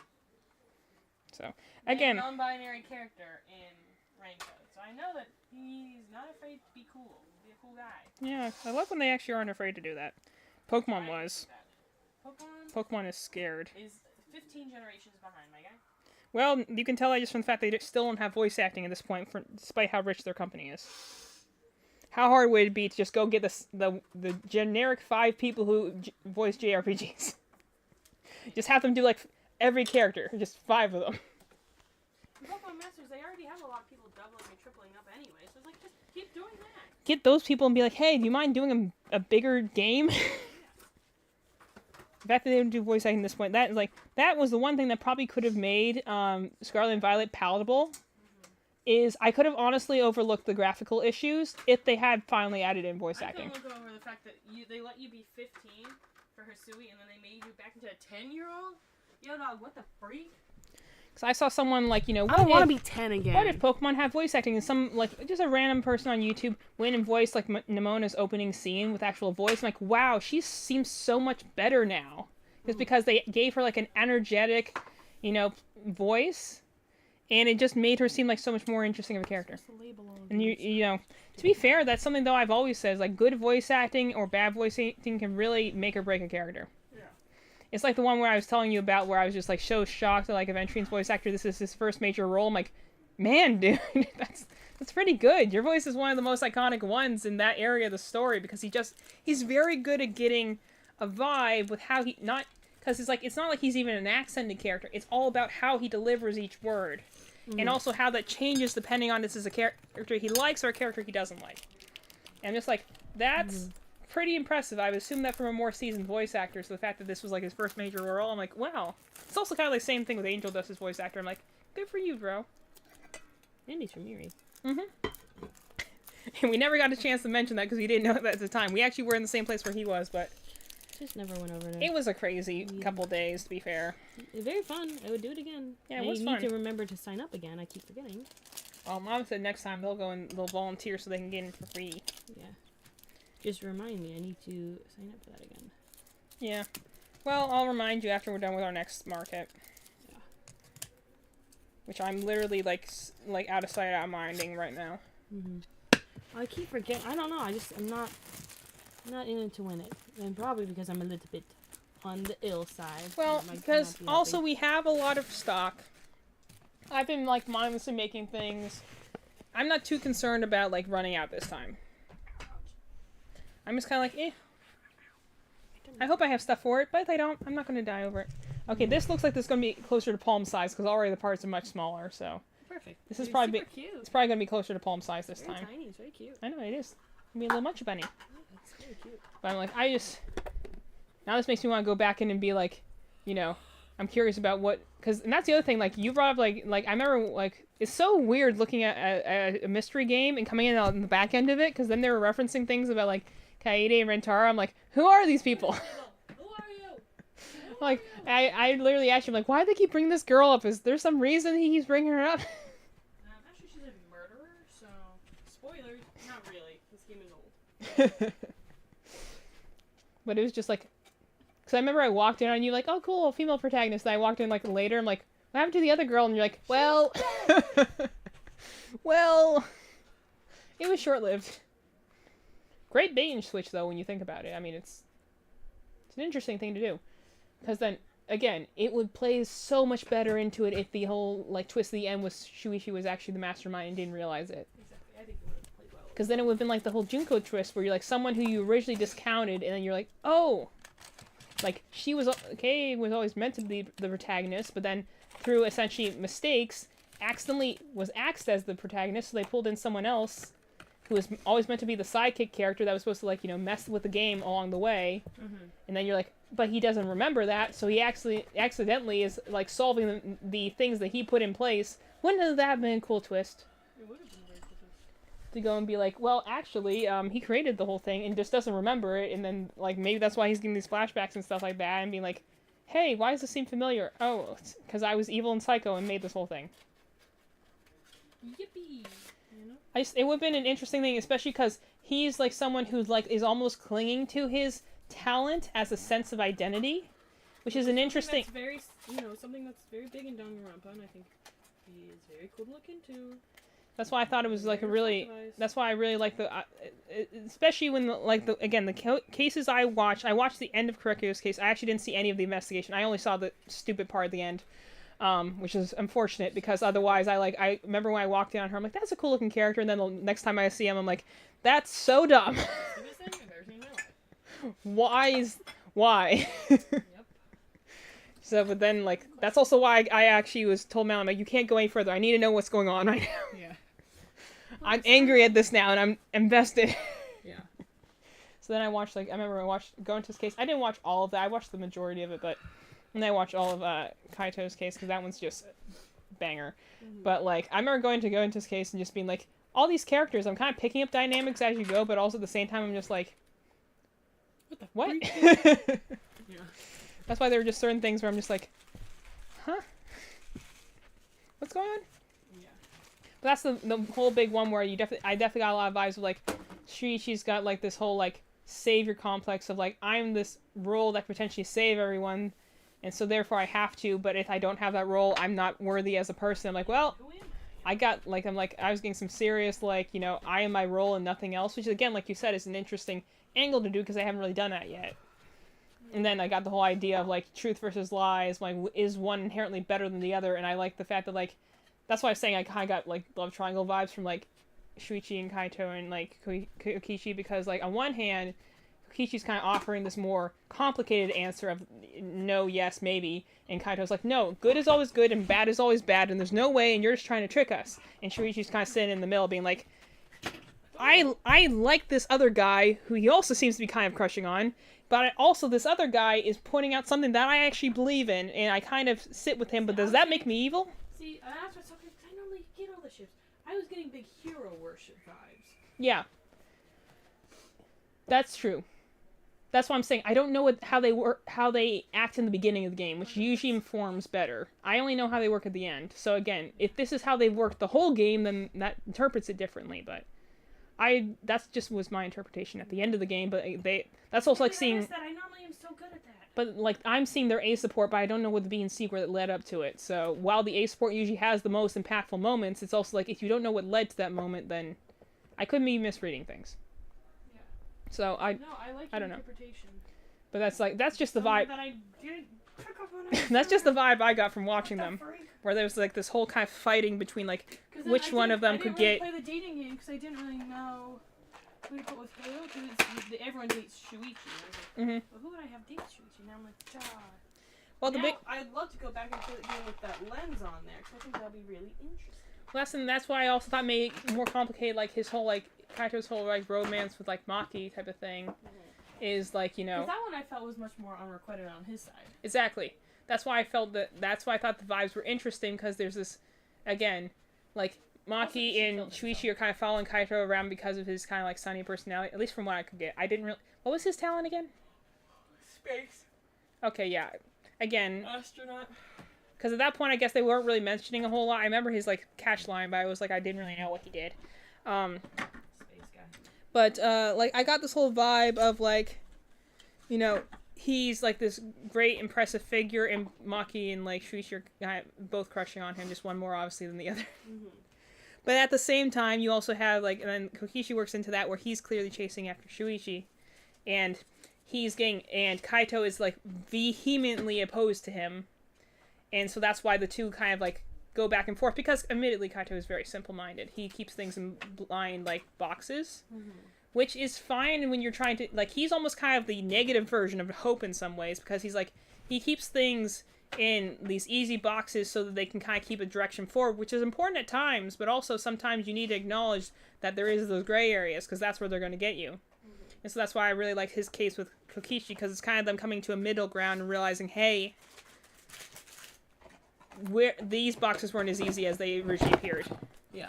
That's why I loved his moment at the end where he kind of just acknowledges where, like, you know, Maki wants to hold on to the whole, like, black and white, you're a good guy, that was a bad guy, and Kaito has to admit, like, actually, it's a lot more complicated than that. I chose to be a bad guy in this moment. Where he's like, Yeah, he's like, this moment, in order to try and save you guys, I agreed to doing this, and I also realized, after seeing all the stuff that he planned out for us, I don't think he was as bad as we thought. No, we were fighting against him for no reason. Well, it's more like he's going and acknowledging, like, I gave him a lot of crap more than everyone else, and I still kind of hate the guy, but I'm like, I have to acknowledge that I probably missed a lot because I didn't want to see it. And now he's dead, and to save me, essentially, and save the rest of us, and I can't... My binary good and evil means that he's good because of what he did. And he's like, it's more complicated than that. And I don't... My ideals are, like, shaken, and I'm just like, man, I would have loved to see more of that, but unfortunately you have to die in 14 seconds, so... Yeah, that's so interesting. That's why I like... And now you're dead. Yeah, that's the thing I would look to fanfiction for, is more interpretation of, like, what... Like, these characters, I think there's a lot of idealistic fighting in between those characters from what I saw in the later cases. That's why the ending is so disappointing to me, because I'm like, it doesn't do anything with any of that. They brush up against something so interesting and then immediately shy away. Well, they kind of get to the truth and lies thing, but then they just default back to the, like, well, nothing matters then, I guess. And I'm like, maybe it's just... Nope, not what we were looking for. And then, like, you know, like, maybe I got lost, because they monologued for a long time at the end. That's just how Danganronpa goes. But, like, maybe I lost some deeper meaning in there, but it kind of all blurs together, and I just remember the Hope Despair mini-game that you kept doing. Despair! That was annoying. Despair. I'm like, stop! I keep losing! Got it! I'm bad at this game! Stop it with the freaking Hope and Despair thing! Got it! But, you like... my aim! But I'm like, again, it just felt like such a weird left turn. There's actually some interesting ideologies, not between hope and despair, but the idea of truth and lies, and that both of them are not inherently good or bad. I like it when it's the idea of, like, these are two opposites, yes, but good and evil is too simple of a definition. Mm-hmm. You know?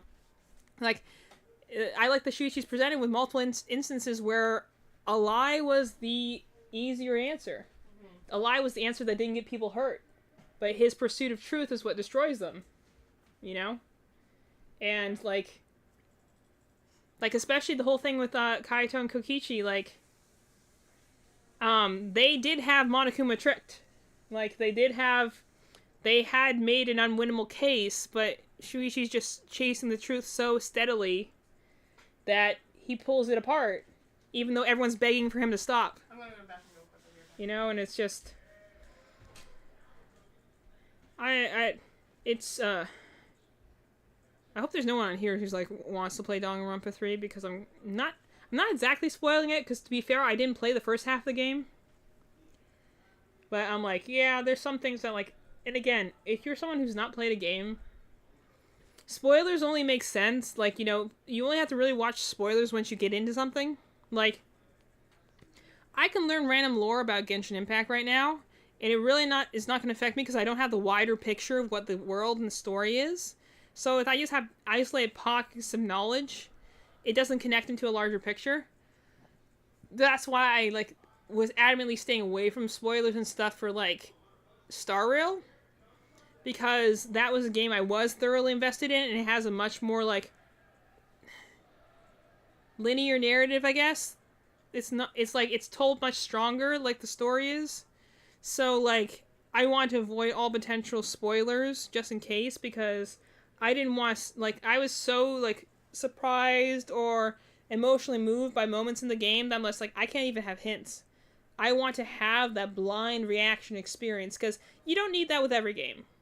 You don't need a blind reaction experience with every game. In fact, there's a lot of games that I don't even want to go in like that. Like, me and Madeline, we played through Persona 5 with a game guide, and it was still a wonderful experience. And the only reason we did that was so that we could get all the confidants in the first playthrough, because we didn't want to play through with an incomplete, like, ending. We wanted the good ending the first time. Also, because we had watched the anime, so we already knew where, like, 75% of the story was going.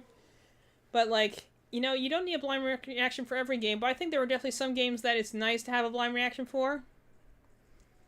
Because I can't really have a purely blind reaction to Genshin Impact, but I also don't really care to, because that game clearly isn't as interested in telling a story. Not to say that story won't be good, or there won't be emotional moments, but there's, you know, a difference between emotional peaks or good character moments in a well-told story, which I just don't think the open world format is really built to do. Because open world stories have to kind of tell their stories, like, slowly, with some environmental stuff, and usually it's not the main focus, because the main focus is in exploration, so it can have a story, but it's usually not anything deep and, like, complicated. Because, you know, there's nothing wrong with a simple story. I love me a simple story. Sometimes I just love a good, like, simple RPG that's just fight the dragon. But, like, spoilers, I think, are only really important if you're that, like, really into the world that you can make, like, extrapolations. Like, Madeline's annoying this way. She can always guess, like, the randomest twists, and then I hate her for it because she's not right 90% of the time. But, like, there's also some things that, like, you know, I think she's gonna see me coming from a mile away, and then she'll come back and be like, how? Where was that shown? Case in point, this conversation, evidently. Is this conversation right now? Yeah. Oh, yeah, when we have... Yeah. Yeah, just the weirdest things, you know? Where it's just like, it's like, we just... So that's why I'm like, I'm not necessarily saying that, like, every experience needs to be a blind reaction.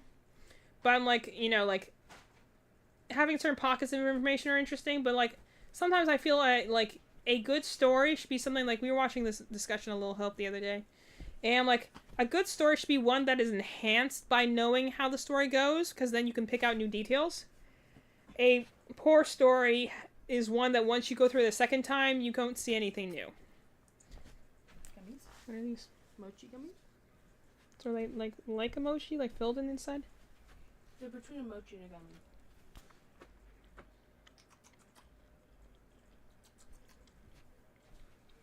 They're a little powdery for me. Mm-hmm. I'll give them to Olivia. It's got a little bit of a grainy, like, flour texture to them. Which is weird, because normally I'm a big fan of mochi. Mm-hmm. To be fair, though, that was kind of like the, It's too much of a gummy. yeah. I'm not the biggest gummy fan. Or if I do, it has to be like, you know, like the sticky gummy, like the Scooby Snacks. Mm-hmm. It's too powdery for me. Yeah. Moving on. But, like, you'll go and, like, sometimes having information doesn't do anything. Like, for instance, I remember Mercedes gave me, like, a warning in Fates, like, you know, keep Kaze alive, and I didn't remember that at all, and I got him killed anyway. So, only frustrated me because I literally was about to do his A support, and I just... That We was were already married by then. Melanie I already married him. Melanie didn't worry about that at all. He didn't die for me. I also didn't realize that was a choice. We had a kid. I thought there were just, you know, there's scripted deaths in Fire Emblem Fates. I thought that was one of the... We were already boinking by the time you killed him off. I thought that was one of the scripted deaths, and then Malin tells me later on, I was like, oh no, he's alive. I'm like, how? He dies, doesn't he? You're like, nope. No. Like, oh. Here's our child together. Can you pass me a tissue, by the way? Yes. But I thought that was just going to be like one of those moments where I'm like, oh. You just muted your mic. I know, I did that. Oh, okay. Like, my mic's live over here, but your mic is muted. Please stay.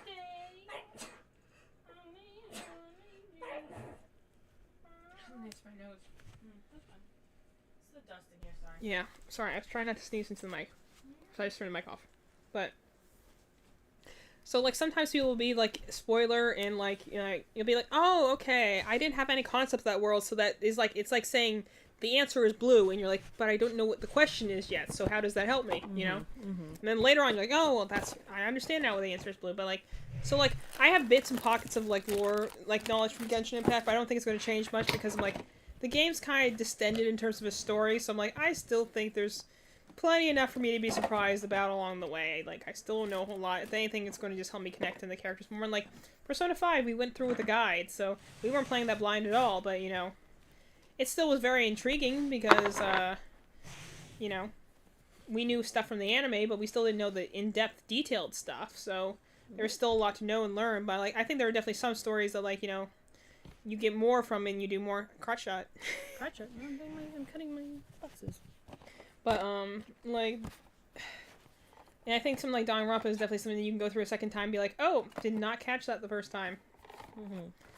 So, now I'm kind of curious if I was, like, reading the room correctly or not, because, again... I feel like when you have an outsider perspective, you do read the room the best, you know?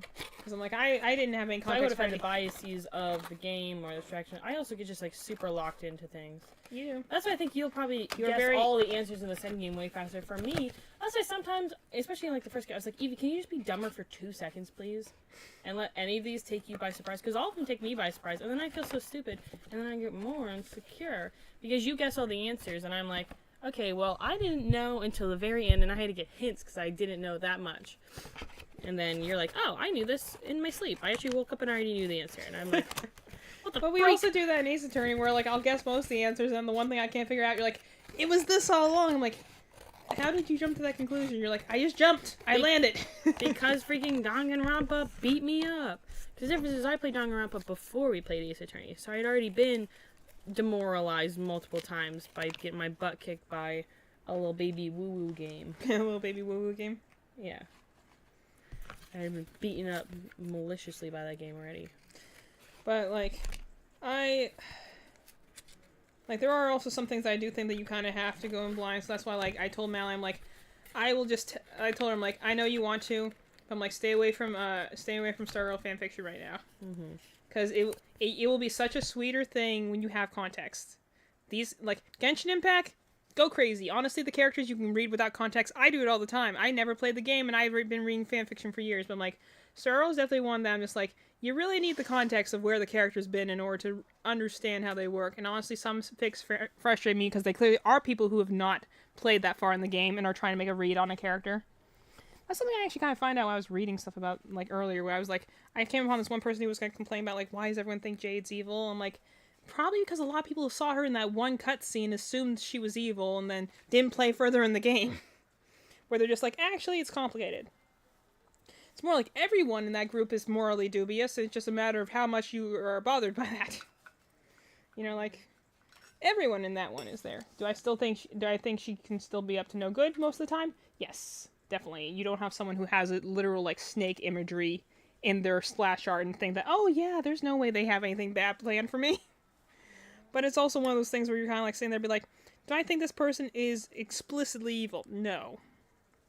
That would just be a too easy reading of this. And also, again, look at... This is the big galactic corporation that is definitely doing some shady business practices, but is also striving for galactic peace. So it's kind of like... It's one of those freedom security questions where you're like, well, is either one of these explicitly wrong?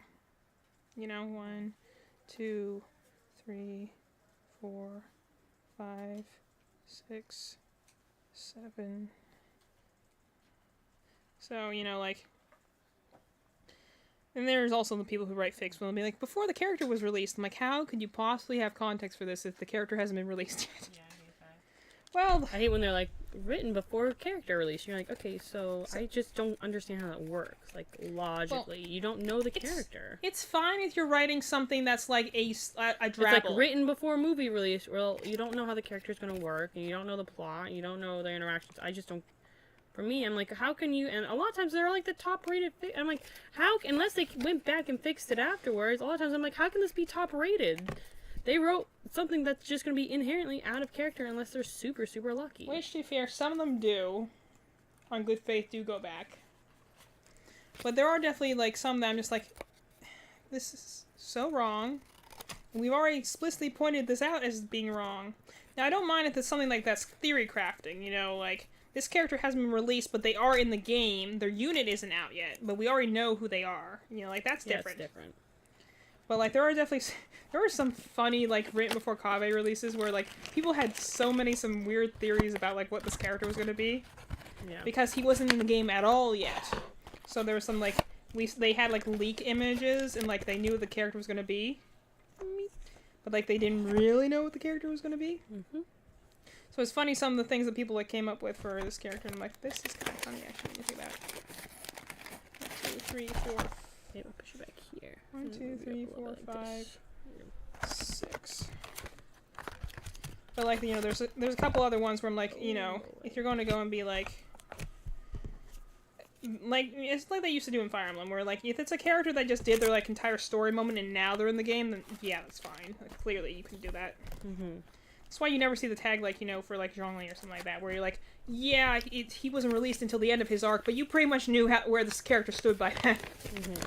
Like, if you didn't, you weren't paying attention. Mm-hmm. But, like, there are other characters that I think they're definitely sit into, like, you know, how could you have written that if you didn't know who they were yet? Mm-hmm. This is the one that just...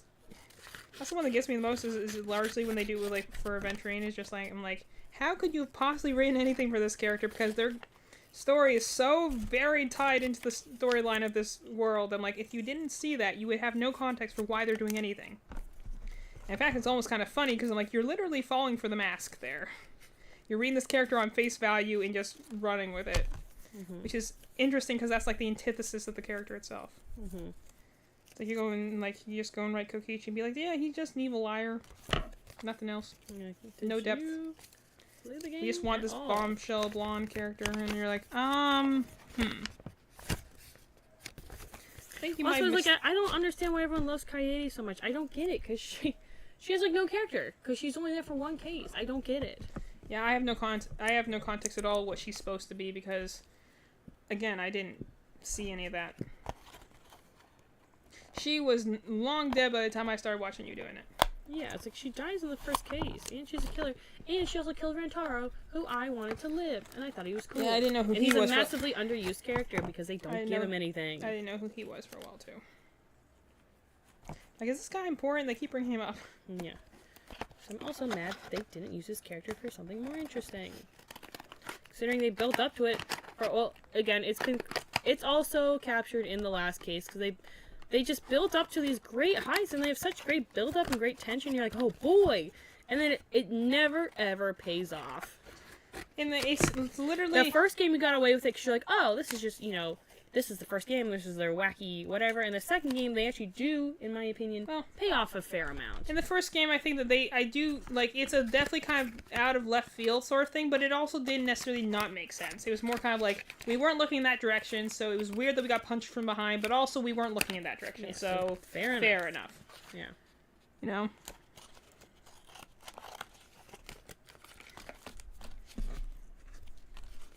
This is ASMR. Fox cutting. Yeah.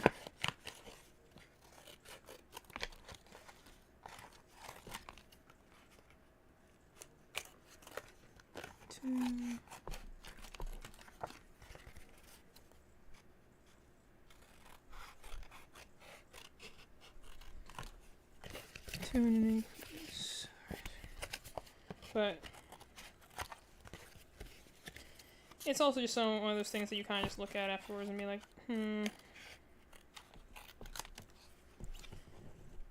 Yeah, let's say I like the Danganronpa games. I would not say I'm in the fandom. Hey man, I'm never ever in my life gonna claim that. Because some of the people in the fandom are weird. And that's coming from me. And I have a lot of self-esteem issues. well, it can't be. You honestly can't be surprised, though. I mean, they're kind of weird within their games. So Yeah, it's like the game itself is weird. it's like it's not surprising it draws a weird crowd. Not necessarily a bad thing, but it's, And you know what does confuse me? Everyone cosplaying Junko. I don't think she's that interesting. well, she doesn't really have time to be. She's I more of a, don't like a get legacy it, dude. character where, like, I think from what I understand at least, and this is gonna just stick me for I this. love it's just because her boobs are hanging out. Like you know why I think that she has the same thing as is I believe she's kind of the same reason people like Katie. Mhm. It's the idea She's of a the girl. thing. Yeah. Well, well, here's the thing. Yes, she's a girl, but also the fact of, like, they're in the game for so little time, so they're only really able to give a good first impression, as opposed to all the rest of the characters that can give a impression of a sort, and then build that up or tear that apart as time goes on. They're in there for so little that all you have is that one impression of them, and if that's what you like, then there's not really anything to disprove it, because they're in there for, like, literally 5 minutes. Mhm. That was kind of my, again, this is just, I don't have any context for this, but my vibe of why, like, Shuichi liked Kei so much is that, like, he was in love with the idea of her. Yeah. But he never got a chance to even know her, to know if she was a good or horrible person. He just, again, like Sayaka was in the first game, you just had this one impression for a minute, and you had this idealized version of this person, but truly, was that even who they really were? Well, you don't know. You didn't get a chance to even know them. Yeah. You never, and as things get worse and more horrible, then you kind of cling to that memory of something that, you know, seemed beautiful and pure and idyllic, when reality most likely was not that way. Yeah. Again, it's I do like the way the kind of, like, Kokichi kind of is calling Shuichi out, be like, I'm a liar, but at least I'm honest about it. Yeah. At You least know, I'm he's telling you I'm a liar to your face. You lie, but you try and hide behind it, or try and, you know, and I do like that, because I like the fact that, like, the things I only saw him again when he's already under a lot of stress, so maybe he isn't actually that volatile layer, but I'm like, I like the layer things. He has a bit of a temper on him. It's an interesting thing for a protagonist in these particular games, because usually they're kind of a doormat. Yeah. But I definitely got the vibe that Shuichi has a bit of a temper on him, and he also definitely is willing to kind of be a hypocrite a lot of the time. Yeah. Where, like, just because he doesn't like the answer, he just wanted to acknowledge it, when Kokichi's the one who kind of shoves it in his face, he'd be like, hey, I don't do this, but at least I say I don't. You say you do, even though you aren't either. Yeah. I like. At least I'm not a pretender like you, punk. That's the thing that I think is so fascinating about his character. And that's also kind of not necessarily similar role, but very similar vibes is the thing I kind of like with Aventurine and Star Rail, is that he has a very similar vibe of, like, hey, I might be trash, but I at least say it outright. I'll tell you to your face. These are the people who won't. Yeah. And he's like, so I'm like, live with that. Like, that's honestly the reason why he kind of gets along well with Dr. Ratio, because they kind of, oddly enough, do have that same sort of ideal. It's the kind of thing of being like, hey, the world sucks and is full of liars and hypocrites, but at least I put my line where I stand. Whether people are going to accept it or not is largely the difference. Choice. But, like, in his case, he kind of definitely does the whole thing of, like, hey, it's also one of those things that you kind of see when I, like, see in, like, different, fics, again, people who write, like, before release, before the character comes out, and everyone's like, you know, pathological liar and stuff like that. I'm like, actually, you read through his entire thing, we actually realized that's actually not very true. Like, obviously, works for a big corporation, has killed people before, will do so again if it's necessary, but also it's like, honestly, someone who does play it straight most of the time. Like, if it's really necessary, yeah, but he doesn't like doing that. Because in his opinion, that's what fixes the game, and he'd rather play a straight game. So he'd rather go and be like, hey, I'm winning because I'm simply better than you. As opposed to, like, oh, I cheated, and that's how I won. Which is what everyone assumes of him, but again, he's just, you know, divine luck and all stuff like that pulls him over the finish line, but even before that, he was already winning the game, you know, like, it might be something that helps him out from time to time, but it's like, it's more a matter of, like, oh, well, I was always winning. Most people will be like, well, you're a liar and a cheat, and therefore that must be why this happened, and he's like, nah. I'm just lucky, Pookie. Like, honestly, it's like one of those things where, like, if you go in with the mindset of this is a liar, trickster character, which immediately, even I did kind of in the beginning, because he's got a very intense opening. It's one of those things where you're just like, I'm in danger now. Yeah. Like, oh, no. But, it made for a really good introduction to Acheron, though. So those two kind of butt heads for a while. But, it's, like, one of those things where I'm like, yeah, you kind of do have to step back and be like, do I trust things at face value? Would I be willing to trust things at face value if they presented to me? And that's the thing I kind of thought was interesting about, like, Shuichi. Is kind of like, even with presented with a straight answer, like going to his case, for instance, like, Kokichi does tell the truth and says, like, oh yeah, he did it. And I was like, no, that couldn't be. He's like, it's true. Well, he did. There's your precious truth you want so badly. why won't you accept it? I thought you said the truth was everything. You know, like I like that he just throws that in his face and be like, oh, so the truth is only really that important when it's the convenient one you want. Yeah, when you wanted me to be the killer. Yeah, but when it's actually your close friend, you know, and I like the fact that Shuichi's still trying to like wriggle out of it, being like, well, you mastermind the whole thing. He's like, but it doesn't change the fact that I am telling the truth. And it's like, I didn't lay a finger on him, and therefore, I'm innocent. You can't do anything to me. Because you are all about the truth and justice and stuff like that, so by your rules, you can't do a thing to me. You have no reason to be angry with me right now. And I like that he kind of, like, pushes and tests him, shakes him and stuff like that, but, like, you know, I like the fact that, you know, Shuichi's kind of like, I don't want to hold on to this thing, but also is not willing to accept that, like, you know, the gray area exists. Mm-hmm. It's an interesting morality question. Yeah, I agree. That's the other thing that I was saying, like, if I had to put it, I think eventually is, like, you know, like, some Nagito, some Kokichi, and then, like, some Nick Wilde from Zootopia are the ones I think are, like, if you blurred those three together, that's more or less the character you get. Yeah. But, also definitely a bit of Joker in there, too, but... Mm-hmm. But it's definitely one of those characters that's kind of like, you know, if you read it straight, then you actually will usually get the answer, but the thing is that you're so conditioned and patterned by the story, by the behavior of other characters, to be like, this is dangerous, this is deceptive, this thing's gonna be an enemy, that when, like, you go back, like, I literally, it wasn't even in the moment, I after a certain, like, things revealed in the story, and you go back and look on previous conversations, you're like, oh, and he's been saying it to my face this whole time, and I just wasn't paying attention. Alright. I'm just a dunce. That's on me. Well, Sorry, buddy. the only reason it's insulting is kind of like, they literally prime you for this, because literally that's how Dr. Ratio's story goes. It literally goes and tells you, don't jump to a conclusion when you don't have all the information. And then we immediately jump to And conclusions. then the story after that is that one, and you're like, wow. They even cue it because he's in the dang quest. They're like, hey, hint, this might be like this other character's story that you just did. And you're like, nah. And that's literally, like, the thing I think is just so good. Is that they're just, you go and be like, oh, wow, I did fall for that. Oops.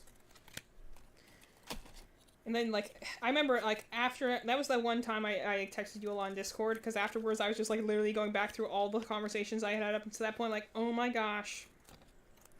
Staring me right in the face the whole time. Why am I done? How could I have done this? Well, because it is one of those things that's kind of like if you take words for their face value or not. Mm-hmm. And like this, again, the way the character's written kind of implies don't. But also at the same time, everything he said was not necessarily truthful. There are some times where he is definitely deceiving you, and so you kind of have to be like, you never feel like you truly have an understanding of what the character's doing. And I really like when you can pull that off effectively. But, it's just a good time. And also that's just one reason I like Kokichi a lot as a character. Again, I only saw him in the back end, so I don't even know how he behaves in the first half of the game. Like, he got progressively worse or something like that, but... No. You did tell him that, like, you know, he got, like, severe head trauma in the one case. Mm-hmm. Was that, like... Did anyone even... I didn't even realize that happened because you brought it up and, like... I'm trying to remember what... I think I know which one you're talking... Is that with, Korekio's case? I think so. Yeah. I just remember you bringing it up and I being like, wait, what? I thought they were gonna kill him, but he really just got, like, hit in the face with something that ended up being used as, like, a clue in the case. Which I think is very interesting. Mm-hmm. And also the fact that no one was worried about that, being like, should we check for concussions? No. I was like, wow, man. If that doesn't go and, like, screw with your head, I don't know what will.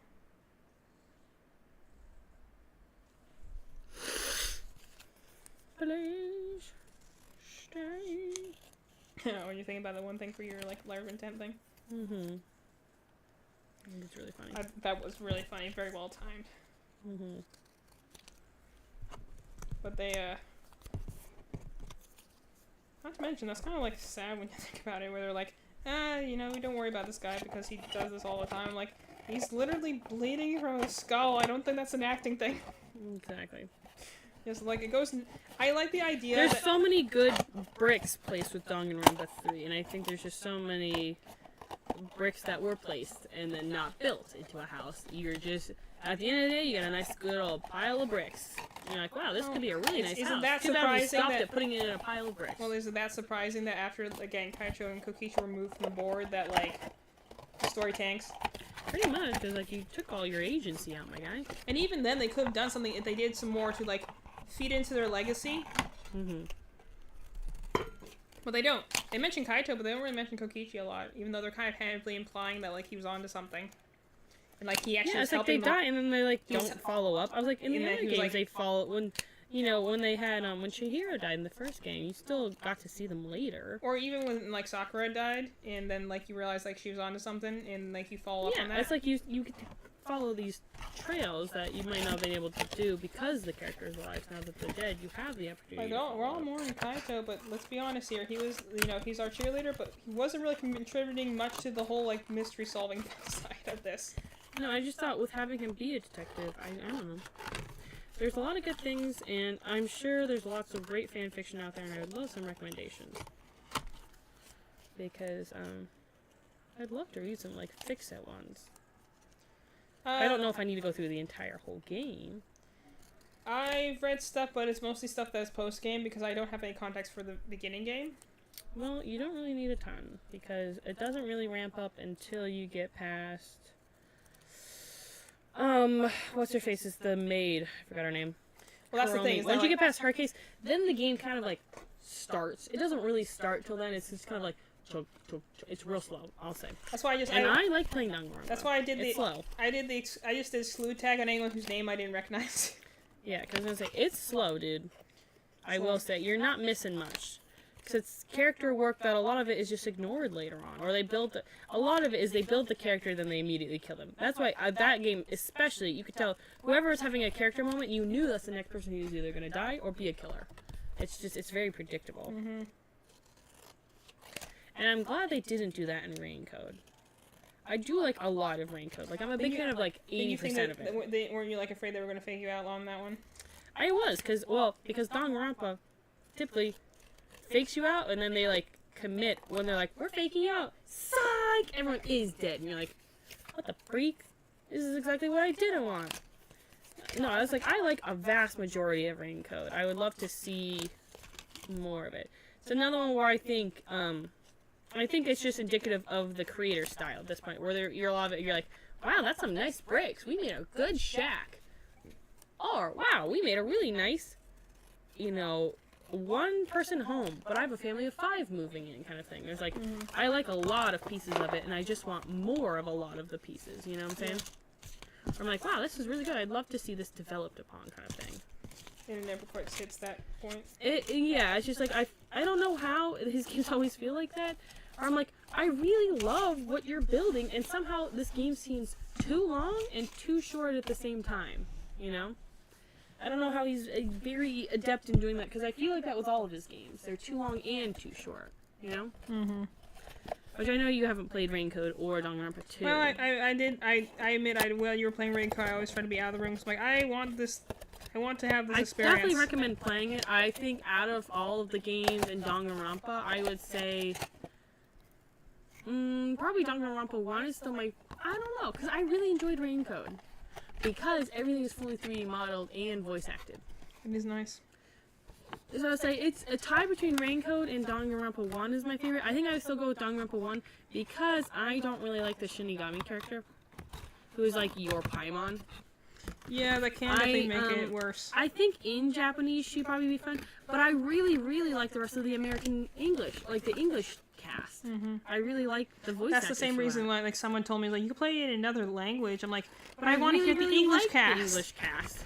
I'm like, For once, I don't, a lot of times I don't I like could play playing. in another language and it would make Paimon but- less annoying, but then I wouldn't be able to hear, like, Neuvillette or Yeah. Zhongli. I was like, Alex Lee does freaking Vivia Twilight. I love him. He's one of my favorite voice actors. He's freaking awesome. And I love the rest of the characters, because I think it's Shanti? I don't want to say her name wrong. But Marianne's voice actress does Fubuki Clockford. And I was like, I like her a lot. I really like Halara. I like, the chief dude. I was like, in general, I really like the voice actors in the game. So I don't want to, not play. She's fine. I just don't think... I looked up her credits, and it was like the voice actress's first big role. And, you either fumble or you fly. And this one, in my opinion, was a little bit more of a fumble because there were, she was up against a stacked cast, dude. You've got a lot of really good voice, like Haji Tong is in there, and bringing Alex Lee, and then you've got Xianthe. X what? Xianthe. I-A-N. So I was like, I don't want to say her name wrong. Yeah, so I was like, I want to say like Xanthe, like Hyun. I don't want to say her name wrong because then I'd feel bad. But I really like her as well. I was like, there's a lot of really good voice actors in this game that I really like. And the fact that she's up against them, you know, she's paired with Lucian Dodge, who is Felix's voice actor, you know, a voice actor that I really like. Oh, So it's another thing of like, you can't stand next to a voice actor I really like and not give me a performance that I'm in love with, because otherwise it's just not going to. The one question though is, does she talk in third person? Luckily, no. Well, that's the biggest thing that made Taiwan annoying, so you're hard doing better there. Everything is about, but she does call you master, and she will only refer to you as master. I think I can get over that at least. Yeah. And it's all about boobs, and she throws up a lot of rainbows. It's weird. Okay.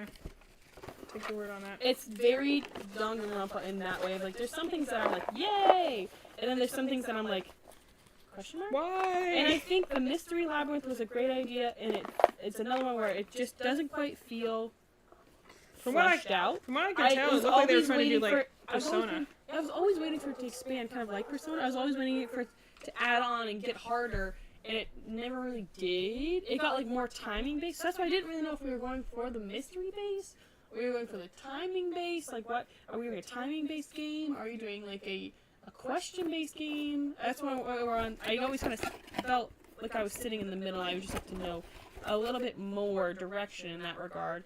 And a lot of it is most likely he's probably testing the water because this is an entirely new format of game. It's kind of like the bullet time battle from Danganronpa. So I was like, oh, I know this. But then it was also different because you had like a sword. So it's like there's a lot of good testing the waters, I think. I was and I watching, definitely would I was love like, to this see looks another like rain Persona. code. I loved the atmosphere of the game. I know they, by the nature of the story, they really can't do another one.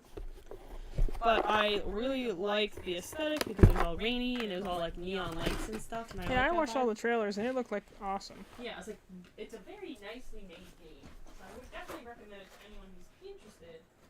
Totally check it out if you're a fan of Danganronpa. I obviously would I plan to play it highly myself recommend sometime. it That's because why I think it will actually be right just up your alley. didn't have my bedroom for like 2 weeks because I'm like, I am not watching any of this game.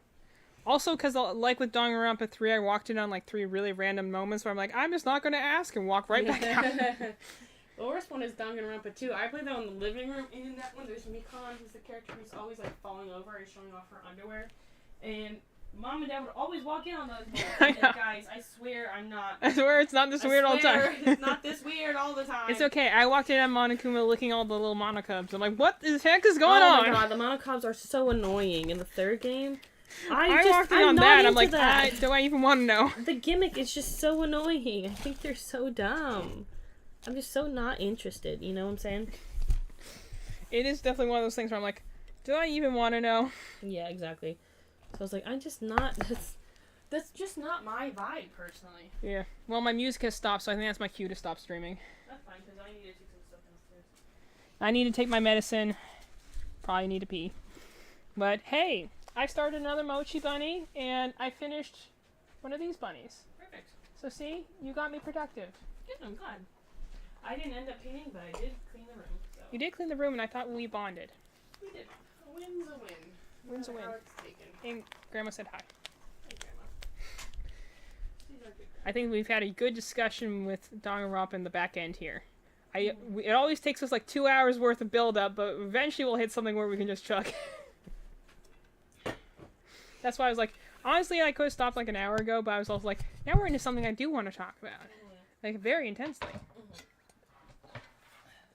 Gosh dang it, why do we always do this so late? But yeah, now I'm like, I think I need to pee, and I think I need to take my medicine. So let me do our brief little sign off. Go say hi to your camera. But like, so thanks for showing up. Thanks for everyone who was hanging out. Thanks for those who mountains get on the ground for you guys. 2 camera setup I think worked pretty well. And it is in the future. I will. in the future, I will not. Sorry, now it's gonna be really loud. I will not be cleaning on the floor. I will be stationary up at my art desk painting, like tomorrow. But obviously, I won't be like streaming it tomorrow because I still have to set everything up because the cord's not long enough. But that is the plan for the future. But anyway, so thanks for anyone who came, who watched, who chatted, who lurked. We appreciate all you guys. We're having fun up here, even though it sounds like we're sad and depressed most of the time. We are hanging out and being real. That's our brand. We're also co-seeing, we're gaming sometimes. Gaming when the PSN network comes back on. Then I'll game. But, Mine showed a game, so therefore we're gaming. But, Yeah, my brother left this in the hallway, so it's mine now. yeah. So, I had a fun time. Got some crocheting done, and maybe I'll do another one tomorrow, or maybe I won't. Again, another reminder that just there's probably gonna be less streams, at least for the coming weeks, because I'll be starting my class on Monday, so I might be tired and burnt out. But And I'm always never here because I'll try to at least stream like once or twice a week, but I might not be here very often. It might be once a week. We'll see. But all the more reason to subscribe and follow the channel so you know when I'm live. yeah. Anyway, so thanks for hanging out, and good night. Good night. Bye bye. I get up from my chair. Hear my knees crack.